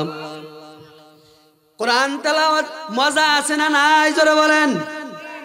ও দুনিয়ার মুসলমান ইমানদার আল্লাহর গোলাম, কোরআন তেলাওয়াতের কারণে যদি মজা যদি না পাওয়া যায়, এই ব্যক্তি মুমিন না, এই ব্যক্তি হলো মুনাফিক। কথা ঠিক না ঠিক? এই জন্য কোরআন তেলাওয়াত এটা আল্লাহ রাব্বুল আলামিন জান্নাতের খানার সাথে আল্লাহ তুলনা দিয়েছেন। জোরে কোন সুবহানাল্লাহ। জান্নাতের খানার যেরকম মজা শেষ নাই, কোরআন তেলাওয়াতের মজার কোনো শেষ নাই। রমজানে যখন কোরআন তেলাওয়াত করা হয়, 5 ওয়াক্ত নামাজের ভিতরে মাগরিবের নামাজ, ফজরের নামাজ, ইশার নামাজ ইমাম সাহেব যখন জোরে জোরে তেলাওয়াত করে, প্রত্যেক রাকাতে সূরা ফাতিহা পড়ে। এই সূরা ফাতিহা পড়ার পর কোন আজ পর্যন্ত কোন মুসল্লি বলছেন হুজুর শুধু একটাই সূরা পড়েন, এটা ভালো লাগে না, অন্যটা ঘুরে পড়েন। এই কথা কি আমরা বলছি? কেন বলি না? কোরআন শরীফ এমন একটা আল্লাহর কিতাব, যতই পড়বে ততই মজা লাগবে। জোরে বলেন, কথা ঠিক না বেঠি? ও দুনিয়ার মুসলমান ইমানদার আল্লাহর গোলাম, জুনায়েদ বাগদাদী রহমাতুল্লাহি আলাইহি কোরআন যে জান্নাতের খানার সাথে আল্লাহ তুলনা দিয়েছেন, তার একটা ইতিহাস। বিশ্বলি হযরত জুনায়েদ বাগদাদী রহমাতুল্লাহি আলাইহি তার সাথে একজন ইহুদির সাথে বন্ধুত্ব ছিল। এই জুনায়েদ বাগদাদী রহমাতুল্লাহি আলাইহি সেই ইহুদির বাড়িতে, জুনায়েদ বাগদাদী রহমাতুল্লাহ বাড়িতে মেহমান হয়েছে। মেহমান হওয়ার পর তাকে আপ্যায়ন করার পর ইহুদি বলতেছেন, দোস্ত আমাকে বিদায় দিয়ে দেন। কয় না, আজকে বিদায় দেওয়া দেবে না, যেতে দেওয়া যাবে না, আজকে আমাদের বাড়িতে থেকে যান। এবার ইহুদি কয়, না না, আজকে আমার যেতেই হবে। বলে, কেন যাবেন? কয়, আমাদের পাত্রী ধর্মের ভিতরে, ইহুদি ধর্মের ভিতরে আজকে আমাদের একটা মাহফিল আছে, আমাদের একটা সমাবেশ আছে। যেই সমাবেশে আমাদের পাদ্রী, আমাদের গুরু, আমাদের ভক্ত, আমাদের পীর সাহেব প্রতি বছর বয়ান করে। ওই বয়ানের মাধ্যমে আমরা সারা বছর আমল করে থাকি। সেই বয়ান আজকে, সেই মাহফিল আজকে, সেই উরুসে, সেই মাহফিল আজকে আমার যাওয়া লাগবে। কথা কি বুঝতেছেন? জুনায়েদ বাগদাদী রহমাতুল্লাহি আলাইহি বললেন, ও ইহুদি দোস্ত, আমিও আপনার সাথে মজমায় যাব। ইহুদি বললেন, না না, আপনাকে আমাদের ওই মজমায় যেতে দেওয়া যাবে না। কয়, কেন? কয়, আমাদের ইহুদি ধর্মের একটা ধর্ম অভ্যাস হলো, আমাদের মজমার ভিতরে যদি কোনো মুসলমান লোক থাকে, আমরা সাথে সাথে তাকে কতল করে ফেলি। কাজে আপনি আমার বন্ধু, আপনাকে কতল করবে আমার সামনে, আমার সহ্য হবে না। এই জন্য আপনাকে আমি যাওয়ার জন্য অনুমতি দেব না। এবার জুনায়েদ বাগদাদী রহমাতুল্লাহি আলাইহি বলেন, আপনাদের যে বেশ, সুরত, আকার, আকৃতি, যে পোশাক, সেই পোশাক পরে আমি যাব। এবার ইহুদি বলতেছেন, আপনি যেই পোশাক পরুন না কেন, আমাদের গুরু এত জ্ঞানী, আপনাকে চিনে ফেলবে। কাজে আপনাকে যেতে দেওয়া যাবে না, আপনাকে অনুমতি নাই। জুনায়েদ বাগদাদী রহমাতুল্লাহি আলাইহি বলেন, না, আমি যাব। এবার জুনায়েদ বাগদাদী রহমাতুল্লাহি আলাইহি যে কোনো কলা কৌশলে তিনি সেই উরুসে চলে গেছে। যায় দেখে যে এক কোণার ভিতরে বসে হাজার হাজার মানুষ, এক কোণার ভিতরে বসছে। দেখে যে একটা বিরাট বড় আসন তৈরি করা হয়েছে, বিরাট বড় একটা আসন। ওই আসনে কোনো মানুষ নাই, ওই পীর সাহেবের জন্য আসন তৈরি করা হয়েছে। অনেকক্ষণ মানুষ দাঁড়া রইল, বসে রইল, কেউ আসে না। কিছুক্ষণ পরে দেখে যে তাদের গুরু লাঠি বর করে আসতেছে। আসার পর এরকম আসনের ভিতরে বসে বললেন, বসে পড়ার পর চুপ করে বসে হচ্ছে, কোনো কথা বলে না। শ্রোতারা, বক্তরা বলেন, হুজুর, আপনি প্রত্যেক বছর এসেই আপনি বক্তব্য শুরু করে দেন, আমাদের ওয়াজ নসিহত শুরু করে দেন। আজকে আসনের ভিতরে আধা ঘন্টা হইল আপনি বসে আছেন, কিন্তু আপনি কোনো কথা বলতেছেন না, তার কারণ কি? ইহুদিদের বক্তা, ইহুদিদের গুরু বললেন, এই মজমার ভিতরে আখিরি নবীর একজন উম্মত আছে, এই আখিরি নবীর একজন আলেম আছে। এই আলেম থাকার কারণে আল্লাহ আখেরি নবীর সম্মানার্থে আমি ইহুদির ভক্তরা শোনো, আমার গেট বালা আল্লাহ বন্ধ করে দিছে, কোনো কথাই আসতেছে না। আল্লাহু আকবার। আখেরি নবীর সামনে তুমি মাতবরি করবা, আল্লাহ কয় তোর গেট বাল বন্ধ। এই কথা শোনার পর তখন ইহুদিরা গর্জে উঠলো, হুজুর কোন কি বলে দেন কোথায় আছে, আমরা তাকে হত্যা করে ফেলবো। এবার ইহুদিদের গুরু বললেন, না না, যেমন তেমন মানুষ না, এটা যেমন তেমন মানুষ না, মুসলমানদের গুরু, মুসলমানদের মাথার তাজ জুনায়েদ বাগদাদি রহমাতুল্লাহ আলাইহি, তোমরা তাকে মারবা না, ওয়াদা যদি দিতে পারো আমি বলে দিতে পারি। তারা ওয়াদা দিল, আমরা মারবো না, কতল করবো না। কোন জায়গায় আসে? কোনার ভিতরে বসে আছে। জুনায়েদ বাগদাদি রহমাতুল্লাহ আলাইহিকে তার সামনে নিয়ে আসা হলো, তার আসনের সামনে নিয়ে আসা হলো। জুনায়েদ বাগদাদি রহমাতুল্লাহ আলাইহিকে জিজ্ঞাসা করলেন, ও জুনায়েদ বাগদাদি, আপনি এই মজমার ভিতরে কেন আসছেন? আপনাদের মেলা দেখার জন্য, আপনাদের কথা শোনার জন্য। আপনি যেহেতু এসেছেন আখিরি নবীর, আপনি খাড়ি উম্মত, উম্মতের কারণে আল্লাহ আমার গেট বাল বন্ধ করে দিয়েছে, আমার কোনো কথা আসবে না। আজকে আওয়াজ করবেন আপনি, আমরা সবাই শুনবো। জোরে কোন সুবহানাল্লাহ। তবে কি আওয়াজ করবেন? আপনার কাছে আমাদের 3টা প্রশ্ন আছে। জোরে বলেন, কয়টা প্রশ্ন? 1 নম্বর প্রশ্ন, আপনারা বলেন জান্নাতের ভিতরে একটা গাছ থাকবে, ফলের গাছ। এই গাছটা প্রত্যেকটা জান্নাতের রুমের ভিতরে বিস্তার লাভ করবে। এটা কেমন করে করবে? দুনিয়াবি কোন মেশাল দিয়া আপনি আমাদেরকে বুঝাইবেন। কোটি কোটি জান্নাত, এই কোটি কোটি জান্নাতের ভিতরে কোটি কোটি আবার রুম আছে।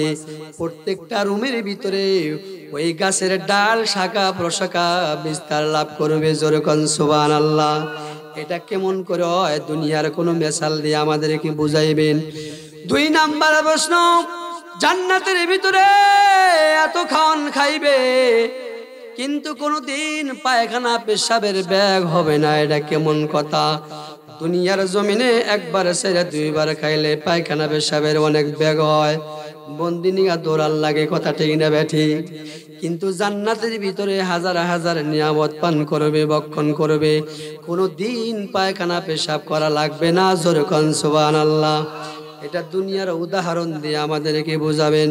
3 নাম্বার প্রশ্ন, জান্নাতের ভিতরে এমন খাওন খাইবে, আল্লাহর গুডাউন কোনোদিন শেষ হবে না। তার কারণ কি?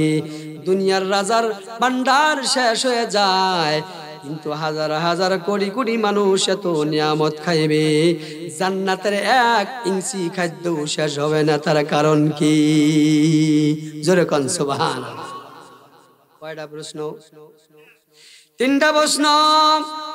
জুনায়েদ বাগদাদি রহমাতুল্লাহি আলাইহি বলেন, আমি যদি 3টা প্রশ্নের উত্তর দেই, তোমরা কি মুসলমান হইবা? এবার কয়, 3টা প্রশ্ন যদি উত্তর দিতে পারো, কথা দিলাম আমরা সবাই মুসলমান হব। জোরে কোন সুবহানাল্লাহ। এবার তারা বলতেছেন, পাদ্রীরা বলতেছেন, তুমি যদি 3টা প্রশ্নের উত্তর না দিতে পারো, তোমার কিন্তু ইহুদি হওয়া লাগবে। এবার জুনায়েদ বাগদাদি রহমাতুল্লাহ আলাইহি বলেন, ঠিক আছে।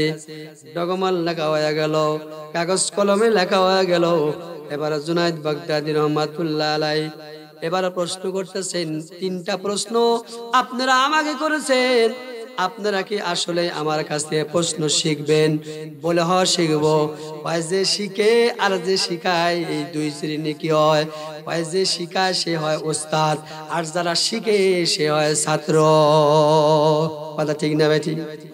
আমি হলাম ওস্তাদ আজকের জন্য, আপনারা ছাত্র। কথা ঠিক না ভাই? ঠিক। জুনায়েদ বাগদাদি রহমাতুল্লাহি আলাইহি বলেন, তাহলে ছাত্রদের সামনে ওস্তাদের মর্যাদা কম না বেশি? জোরে বলেন, কম না বেশি?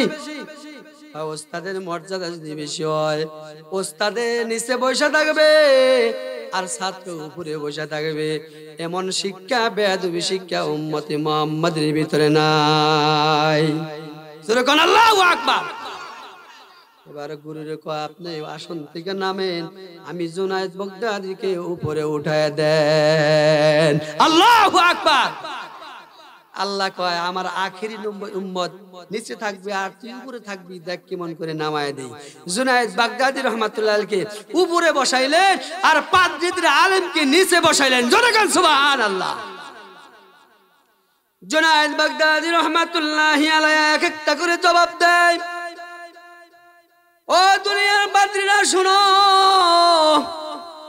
তোমাদের এক নাম্বারের প্রশ্নের জবাব, তোমরা এক নাম্বারে প্রশ্ন করেছ জান্নাতের ভিতরে একটা গাছ থাকবে আর প্রত্যেকটা জান্নাতের রুমের ভিতরে শাখা প্রশাখা বিস্তার লাভ করবে। দুনিয়ার মেসাল দিয়া উদাহরণ দিয়া আমাকে উত্তর দিতে বলছো। এবার আপনারা বলেন, পৃথিবীতে সূর্য কয়টা? আরো জোরে বলেন, কয়টা? পৃথিবীতে কয়টা বিল্ডিং আছে? হাজার হাজার বিল্ডিং আছে, 10 তলা 20 তলা 100 তলা পর্যন্ত আছে, আছে না নাই? ও দুনিয়ার মুসলমানেরা, আল্লাহ রাব্বুল আলামিন একটা সূর্য বানাইয়া তামাম পৃথিবীর ভিতরে হাজার হাজার বিল্ডিং আছে, হাজার হাজার রুম আছে, প্রত্যেকটা বিল্ডিং রুমের ভিতরে আল্লাহ সূর্যের আলো পৌঁছায় কিনা বলেন? ও দুনিয়ার মুসলমানেরা, প্রত্যেকটা রুমের ভিতরে আল্লাহ যেমন সূর্যের আলো পৌঁছায়, আল্লাহ রাব্বুল আলামিন জান্নাতের ভিতরে এমন একটা ঘাস আল্লাহ পাওয়ারফুল দান করবেন সূর্যের আলোর মতো, সেই গাছটাও এরকম সূর্যের মতো হবে। প্রত্যেকটা শাখা প্রশাখা, এবার প্রত্যেকটা জান্নাতের রুমে সূর্যের মতো আল্লাহ শাখা প্রশাখা বিস্তার লাভ করায় দিবেন। যেরকম সুবহানাল্লাহ। এক নম্বর প্রশ্নের জবাব পেয়ে গেলেন। 2 নম্বর প্রশ্নের জবাব, 2 নম্বর প্রশ্ন হলো, আপনারা বলেছেন জান্নাতের ভিতরে এত খাওয়ান খাইবে কিন্তু পায়খানা প্রস্রাবের ব্যাগ হবে না। ও দুনিয়ার মুসলমানেরা, আপনারা শোনেন, মানুষ যখন মায়ের গর্ভে চলে আসে, 4 মাস 10 দিন যখন মায়ের গর্ভে যখন বয়স হয়ে যায়, মানুষের আকার আকৃতি যখন দেহ গঠন আল্লাহ গড়ায় দেয়, তখন রুহের জগৎ থেকে আল্লাহ রুহু পাড়ায় দেয় মায়ের ভিতরে, পেটের ভিতরে। তখন এই বাচ্চার খাওয়ার প্রয়োজন হয়। আল্লাহ রাব্বুল আলামিন মায়ের পেটের ভিতরে নাপাক এই পবিত্র মুখ দিয়ে আল্লাহ খাওয়ায় না, মায়ের তারের সাথে নাভির সাথে তারের সাথে বাচ্চার নারীর সাথে এরকম সংযুক্ত করে দেয়। কথা ঠিক না বেটি? ও দুনিয়ার মুসলমানেরা, এই যে বাচ্চা মায়ের পেটের ভিতরে, মা যা খায় বাচ্চা তাই খায়। কথা ঠিক না বেটি? ও দুনিয়ার মুসলমান ইমানদার আল্লাহর গোলাম, মা যা খাইলো বাচ্চাও তাই খাইলো। আজকে বিজ্ঞানের যুগ, কোন বিজ্ঞানের কাছে আপনারা শুনতে পাইছেন যে মায়ের পেটের ভিতরে বাচ্চা পায়খানা পেশাব করে? এই জীবনে কোনদিন শুনছেন? না না, কোনদিন শোনেন নাই। মা যা খায় সন্তানরা তাই খায়। মায়ের পেটের ভিতরে যেরকম সন্তানের পায়খানা পেশাবের ব্যাগ হয় না, এটা যদি আল্লাহ মায়ের পেটের ভিতরে করতে পারে, আল্লাহ পাক জান্নাতের ভিতরে এমন নাজ নিয়ামত আল্লাহ দিয়া দিবেন, এমন বক্ষণ করবে, এমন পবিত্র জায়গা, মায়ের পেটের মতো হাজার হাজার নিয়ামত খাবে, পায়খানা পেশাবের ব্যাগ হবে না। জোরে গান সুবহানাল্লাহ। এবার 2 নম্বর প্রশ্নের জবাব গেল। 3 নম্বর প্রশ্নের জবাব, 2 নম্বর 3 নম্বর প্রশ্নের জবাব, জান্নাতের মজা শেষ হবে না আর খাজিনা শেষ হবে না, এটার হলো 2 জবাব। 3 নম্বর প্রশ্নের কয় জবাব? 2 জবাব, 2টা জবাব। 1 নম্বর হলো, এখানে একটা মোমবাতি ধরান, যখন মোমবাতি ধরানো হলো, একটা মোমবাতির আলো থেকে যদি হাজার হাজার মোমবাতির আলো নেয়, এই মোমবাতির আলো কি কমবে? কমবে না, যতটুকু আছে অতটুকুই থাকবে। ও দুনিয়ার মুসলমান ইমানদার আল্লাহর গোলাম, একটা মোমবাতি থেকে যদি কোটি কোটি মোমবাতি ধরায়, আলো যদি নাই, যেরকম মোমবাতির আলো কমে না, আল্লাহ পাক জান্নাতের ভিতরে এমন খাজিনা আল্লাহ দিয়ে দিবেন মোমবাতির আলোর মতো। হাজার হাজার মানুষ কোটি কোটি বছর খাবে, 1 ইঞ্চি খাদ্য মোমবাতির আলোর মতো কমবে না। 1 নম্বর জব। 2 নম্বর জব, ও দুনিয়ার মুসলমানেরা, এই যে দুনিয়ার ভিতরে হাফেজ হয়, কোরআন কারীম তেলাওয়াত করে, রমজানে কোরআন তেলাওয়াত করে, মাদ্রাসা চলে যান দেখবেন যে এরকম হেলে ডুলে কোরআন শরীফ তেলাওয়াত করে। কথা ঠিক না বেঠিক? কে ডুলায়? কোরআন শরীফের বরকতে কোরআনে ডুলায়। ও দুনিয়ার মুসলমান ইমানদার আল্লাহর গোলাম, কোরআন পড়ার এত বরকত, কোরআন শরীফ পড়ার এত মজা, যদি মজা না পাইতো কোনো ব্যক্তি হাফেজ হইতে পারতো না। কথা ঠিক না বেঠিক? কোরআনের আলোচনা শুধু মজাই লাগে, শেষ হয় না। কোরআনের আলোচনা কোনোদিন শেষ হয় না, মজা শেষ নাই। জুনায়েদ বাগদাদী রহমাতুল্লাহ আলাইহি বলেন, কোরআনের মজা যেরকম শেষ নাই, জান্নাতের খানার তেমন মজাও শেষ নাই। 3টা জবাব যখন দিছে, এবার তারা চিন্তা করেছিল, মনে করেছিল 3টা জবাব দিতে পারবে না, আমাদের মুসলমান হওয়া লাগবে না। জুনায়েদ বাগদাদী রহমাতুল্লাহ আলাইহি যখন 3টা প্রশ্নের জবাব দিছে, এখন শর্ত কি ছিল? যদি 3টা প্রশ্নের জবাব দিতে পারি তাহলে মুসলমান হওয়া লাগবে। কথা ঠিক না বেঠিক? এখন তো সবারই মুসলমান হওয়া লাগবে। এবার সব পাদ্রীরা কসর মসর শুরু করছে। কি শুরু করছে? জুনায়েদ বাগদাদী রহমাতুল্লাহি আলাইহি বুঝতে পারছেন তোরা মুসলমান হবি না, আমিও তাদের বাঁশের চেঙ্গি দেখ কেমন করে ফালাই। এবার জুনায়েদ বাগদাদী রহমাতুল্লাহি আলাইহি পাদ্রীকে বলছেন, পাদ্রী সাহেব, আমি 3টা প্রশ্নের জবাব দিয়েছি, আমি একটা প্রশ্ন করব, আপনারা বলেন তো দেখি, জান্নাতের গেটের ভিতরে কি লেখা থাকবে? সব চুপ হয়ে গেল। কি হয়ে গেল? এবার যখন পাদ্রী চুপ হয়ে গেল, সব পাদ্রীরা চুপ হয়ে গেল। এবার গুরু চুপ, জবাব দেয় না। এবার অন্যান্য পাদ্রীরা বলতেছেন, হুজুর আজকে কি ঠইকা যাবেন? জুনায়েদ বাগদাদী 3টা প্রশ্নের জবাব দিছে, আর আমরা কি একটা দিতে পারবো না? দিতে পারবো, তোমরা যদি আগেই ওয়াদা দিয়েছিলাম, ওয়াদা অনুযায়ী যদি শর্ত যদি তোমরা মেনে নাও তাহলে আমি জবাব দিতে পারি বলে দেন।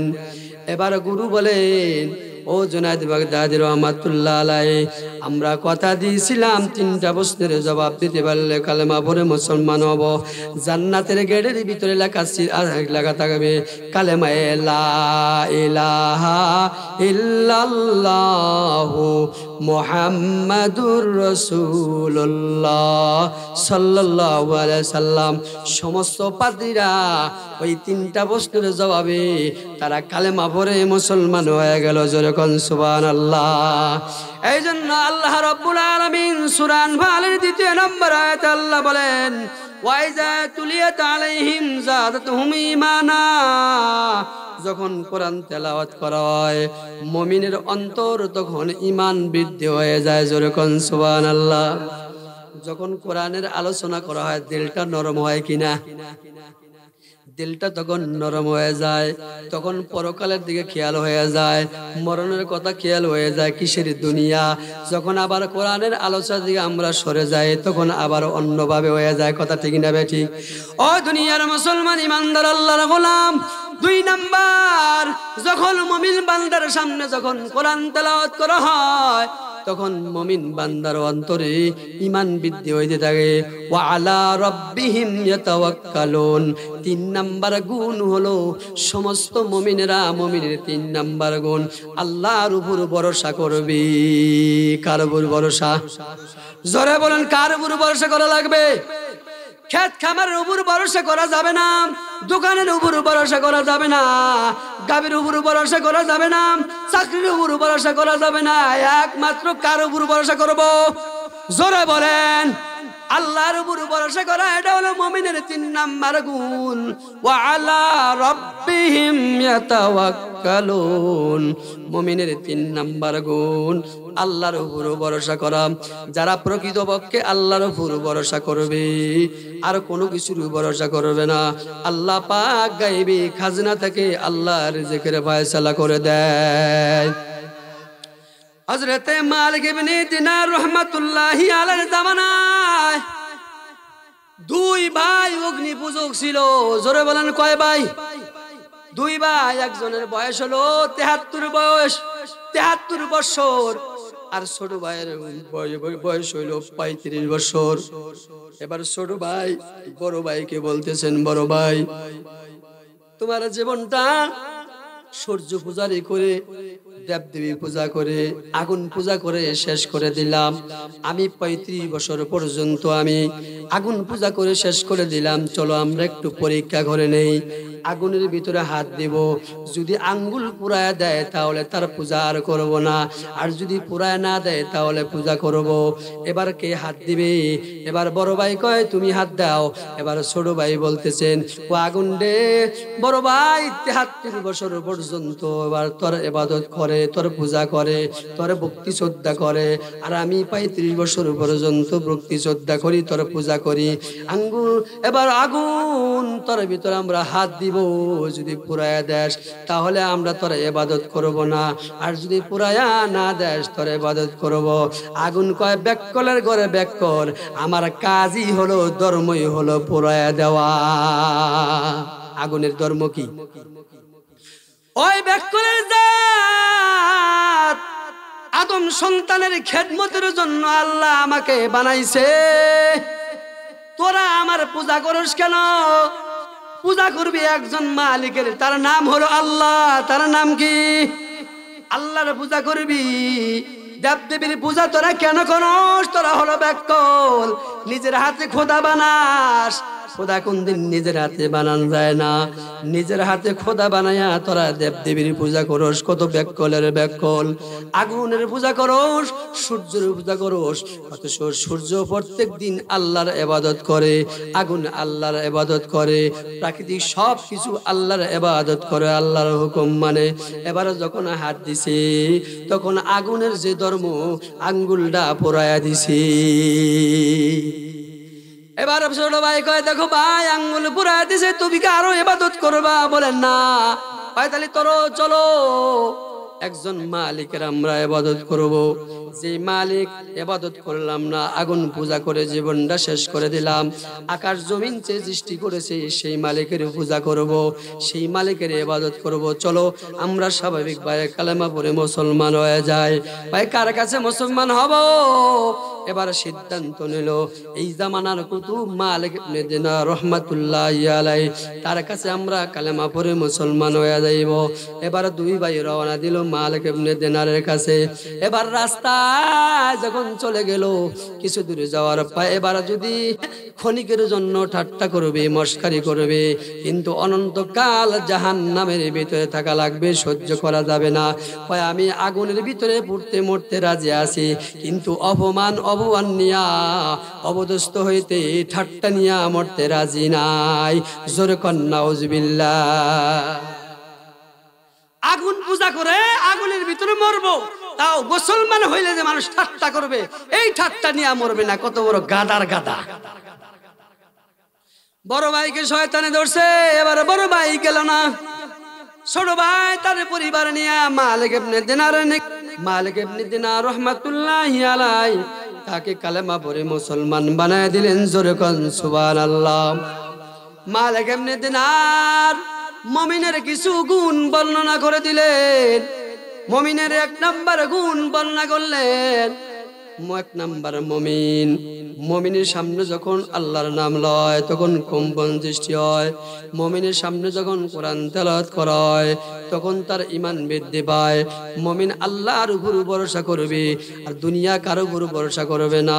এবার মালিক ইবনে দিনার ওয়াজ করে শুনাইলেন, দুনিয়ার কারো উপর ভরসা করবা না, একমাত্র আল্লাহর উপর ভরসা করবা। জোরে কোন সুবহানাল্লাহ। এবার নব মুসলিম মুসলমান হয়ে গেলেন। আপনারা যেরকম ওয়াজ শুনতেছেন মালিক ইবনে দিনার রাহমাতুল্লাহি আলাইহি জনগণের কাছে বললেন কিছু টাকা দেন। নব মুসলিম কিছু টাকা আমরা দিয়া দেই। যখন কিছু টাকা উড়াইলো নব মুসলিমকে বললেন কিছু হাদিয়া নেন। কয় হুজুর গো ৩৫ বছর ইবাদত করে জীবনটা শেষ করে দিছি, তবু মহান আল্লাহ খাওয়াইছে। এই মুহূর্তের ভিতরে আল্লাহর দলে এখন ভর্তি হলাম, মহান আল্লাহ কি আমাকে খাওয়াইবে না? দুনিয়ার মানুষের কোনো সাহায্যের আমার প্রয়োজন নাই। আপনি বলেছেন আল্লাহর উপর ভরসা করবেন, আমি আল্লাহর উপর ভরসা করলাম। যেরকম সুবহানাল্লাহ। বড় তাওয়াক্কুল গিরবুয়াদ ফেরুজিদ অগদে হান্দ মানন্দে মুরগা রোজিদ আকে বা মোর কে হাওয়া মাহি দেহাত বন্দাগারা দোলো তো শাহিদাত। এবার মুসলমান হইয়া জঙ্গলের ভিতরে চলে গেলেন, বিবিকে নিয়ে চলে গেলেন। বিবি বলতেছেন স্বামী গো, আল্লাহর উপর ভরসা করেছি ঠিক আছে, কিন্তু এরকম বসে খাওয়া যাবে না। জঙ্গলের ভিতরে যাও, কিছু কাজ করো, কাঠ করো, তারপরে কিছু সংসার করো। এবার আল্লাহর ওলি আল্লাহর বান্দা নবী মুসলিম জঙ্গলের ভিতরে চলে গেলেন। আল্লাহর উপর ভরসা, মানুষেরা তাকে কাজ করার জন্য নিল না। মানুষ বুঝতেই পারে কোন লোকটা কাজ করতে পারে না, করতে পারে না, এটা হাত পা অঙ্গ পতঙ্গ দেখলেই বোঝা যায়। কথা ঠিক না বেঠি? কোন ব্যক্তি কাজ করে এটা হাত দেখলে পাও দেখলে বোঝা যায়। আমি যদি এলাঙ্গার বাজারে যাই, আমাকে মানুষ জিজ্ঞাসা করবে না কেন হুজুর মানুষ কামলা দিতে পারবে না, কাজ করতে পারবে না। কথা ঠিক না বেঠি? ও দুনিয়ার মুসলমানেরা, আল্লাহর ওলি নবী মুসলিম জঙ্গলে গেল, কোন ব্যক্তি কাজ করার জন্য নেয় না। আল্লাহর বান্দা যায় নামাজ একটা কান্দে নিয়া মসজিদের ভিতরে রওনা দিলেন। আল্লাহ তাআলার জিকির করে সালাতুল হাজাত নামাজ পড়ে বিকাল বেলা যখন হয়ে যায় তখন বাসায় আসে, জঙ্গলের ভিতরে আবার ফিরে আসে। এবার স্ত্রী কয় স্বামী আপনি কি মালিকের কাজ করেন নাই, মজুরি দেয় নাই? এবার কয় হ্যাঁ আমি মালিকের কাজ করছি, আজকে মালিক আমারে মজুরি দেয় নাই, আগামীকাল 2 দিনের মজুরি দিবে। এবার আগামীকাল যখন চলে গেল, যায় নামাজ একটা কান্দে নিয়ে রওনা দিল। রওনা দেওয়ার পর মসজিদে যায়। ওই আগামীকালে গতকালের মতো বিকাল বেলায় যখন বাড়িতে যায় তখন দেখে যে খালি হাত, কিছুই বাজার টাজার কিছুই করে নাই। জিজ্ঞাসা করলো আপনার মালিক মজুরি দেয় নাই? বলে না, আমার মালিক 3 দিনকার মজুরি দিবে। এবার স্ত্রী বলতেছেন সন্তানগুলা না খায় আছে, সন্তানগুলা না খায় আছে, আপনি কি দেখেন না সন্তানের অবস্থা কি? আপনার মালিকের কাছে বলেন না সন্তানের কি অবস্থা? আপনার মালিক কি নিষ্ঠুর নাকি? কলে বলে না বিবি রে, আমার মালিক নিষ্ঠুর না, আমার মালিকের মতো দয়াবান আর পৃথিবীতে আর কেউ নাই। জোরে কোন সুবহানাল্লাহ। তৃতীয় দিন যখন এসে গেল তখন মালিক, ওই তৃতীয় দিন যখন এসে গেল আল্লাহর বান্দা ওই মসজিদে চলে গেল। আমার আল্লাহ রব্বুল আলামিন ফেরেশতাদেরকে বলেন জিবরাইল ফেরেশতা তাড়াতাড়ি যা, বেহেশত থেকে মোহর নিয়ে যা। আমার বান্দা দুনিয়ার মালিক কি কাজ করে নাই, আর আমার উপর ভরসা করে আমার কাজ করতেছি, আমি আল্লাহর উপর ভরসা করতেছি। জান্নাতি মোহর নিয়া তার বিবির কাছে পৌঁছায়া দিয়ায়। আল্লাহর ফেরেশতা জিবরাইল আলাইহিস সালাতু ওয়াস সালাম জান্নাত থেকে মোহর নিয়ে আসলো, তার বাড়িতে পৌঁছায় দিল। অমকের বিবি আপনি বাড়িতে আছেন? বলে আসি। কয় আপনার স্বামী যে মালিকের কাজ করে 2 দিনকার মজুরি বাড়ায় দিছে। এবার 2 দিনকার মজুরি যখন বাড়ায় দিছে, মোহর নিছে। এই মোহরটা পাশাপাশি এরকম স্বর্ণকার ছিল, স্বর্ণকারের দোকানে চলে গেছে। স্বর্ণকার আবার দিনদারি ছিল।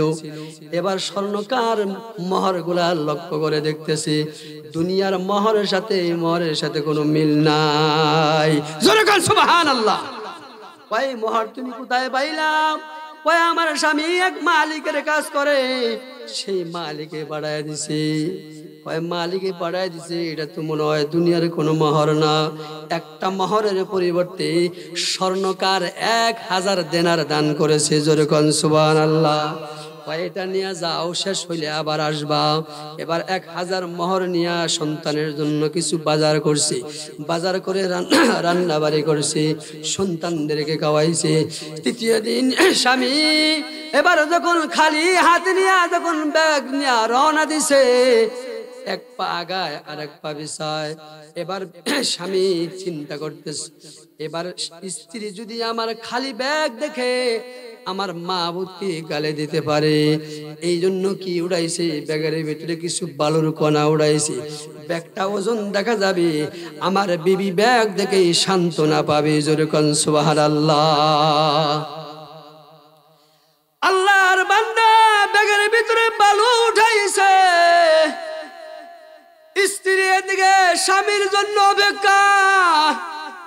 বিকাল বেলা যখন হয়ে যায়, স্বামীর সাথে খাইবে। এবার স্ত্রী দেখতেছে স্বামী আসতেছে, এবার স্বামীর জন্য অপেক্ষা করতেছে। এবার বাড়িতে আইসা দেখে যে বাড়িতে গ্রান। এই খানা কোথায় থেকে পেলা? তুমি যে মালিকের চাকরি করো, এই মালিক বেতন বাড়ায় দিছে, 2 দিনকার মজুরি বাড়ায় দিছে। সেটা স্বর্ণকারের দোকানে গেছি, 1000 মোহর দিছে একটার পরিবর্তে। স্বর্ণকার বলেছে আরো লাগলে আরো দিব। জোরে করুন সুবহানাল্লাহ, আরো জোরে করুন সুবহানাল্লাহ। এবার আল্লাহর বান্দা মোহর গুলা দেখলেন। এবার আল্লাহর বান্দা বলতেছে, রে বিবি রে, দুনিয়ার মালিকের কোনো কাজ করি নাই, আমি স্বয়ং আল্লাহ তাআলার কাজ করেছি। সে আল্লাহ আর কিছুই না, জান্নাত থেকে মোহর পাঠায় দিছে। আমাদের আজ কাজ করা লাগবে না। মুমিনের 3 নাম্বার গুণ, ওয়া আলা রাব্বিহিম ইয়াতাওয়াক্কালুন। যারা আল্লাহর উপর ভরসা করবে, এইভাবে আল্লাহ রব্বুল আলামিন মানুষেরকে আল্লাহ রিজিকের ব্যবস্থা করে দিবেন। জোরে কোন সুবহানাল্লাহ। জুজবাহ কসি যে মাখা আজ ইনসোজা, ফজলে ও আমস্তে দর জুমলা যা, गर तवक्कुल में कोनी और सुबह शाम, मेरा सानद रिस्के तो अजला मकम, हर गरीने देन तो यार है, जो न मांगे उससे तो बेजार है, कादिर कुदरत दारी बर कमाल, अंता रब्बी अंता सिबी जुल जलाल, तू ही कादिर जलीलुल्लाह जहादार, बहर हाल तू ही मेरा निगाहदार। এই জন্য সব সময় ভরসা করব কার উপর? আরো জোরে বলেন কার উপর? এটা হলো মুমিনের 3 নাম্বার গুণ। 4 নাম্বার গুণ আল্লাহ রাব্বুল আলামিন বলেন, আল্লাযীনা ইউকিমুনাস সালাতা ওয়া মিম্মা রাযাকনাহুম ইউনফিকুন। 4 নাম্বার গুণ মুমিনের। সূরা আনফালের 4 নাম্বার গুণ আল্লাহ বর্ণনা করছেন, নামাজ প্রতিষ্ঠিত করবে। 5 নাম্বার গুণ হলো আল্লাহ যা রিজিক দিছে ওখান থেকে আল্লাহ রাস্তায় কিছু কিছু খরচ করবি। জোরে কোন সুবহানাল্লাহ। এই 5টা গুণ আমরা হাসিল করতে পারবো কিনা জোরে বলেন? হাসিল করা যাবে। 1 নম্বরে মসজিদে যখন আজান হবে, আল্লাহর এই অন্তরে কম্পন নিয়ে মসজিদে দৌড়াবো, পারবো না ইনশাআল্লাহ। 2 নম্বরে যখন কোরআন তেলাওয়াত করা হয় ঈমান বৃদ্ধি হবে। 3 নম্বরে হলো আল্লাহর উপর ভরসা। 4 নম্বর গুণ হলো নামাজ প্রতিষ্ঠিত করা, আমি নিজেও পড়বো, আহলে আওলাদ যারা পাড়ার প্রতিবেশী আসে এদেরকে পড়াবো। 5 নম্বরে হলো আল্লাহ যা আমাদেরকে রিজিক দিয়েছে এখান থেকে কি করব? আল্লাহ রাস্তায় খরচ করব। এখন আল্লাহ কি বলেন দেখেন, তোরা গুণ হাসিল করবি 5টা, আমি পুরস্কার দিব 3টা। জোরে বলেন কয়টা? উলাইকা হুমুল মুমিনুনা হাক্কা। আমার আল্লাহ বলেন এই 5টা গুণ মুমিনের যারা হাসিল করবে, আমার আল্লাহ নিজে বলেন এরাই হলো প্রকৃত মুমিন। জোরে কোন সুবহানাল্লাহ। লাহুম দারাজাতুন ইনদা রাব্বিহিম। এক নাম্বার পুরস্কার, এদেরকে আল্লাহ রাব্বুল আলামিনের পক্ষ থেকে মর্যাদা দিবেন, আল্লাহর কাছে এদের মর্যাদা বেশি। জোরে কোন সুবহানাল্লাহ। দুই নাম্বার হলো মাগফিরাতু ওয়া রিজকুন কারীম। দুই নাম্বার আল্লাহ ক্ষমা করে দিবেন। তিন নাম্বার পুরস্কার, আল্লাহ সম্মানজনক রিজকের ব্যবস্থা আল্লাহ করে দিবেন। জোরে কোন সুবহানাল্লাহ।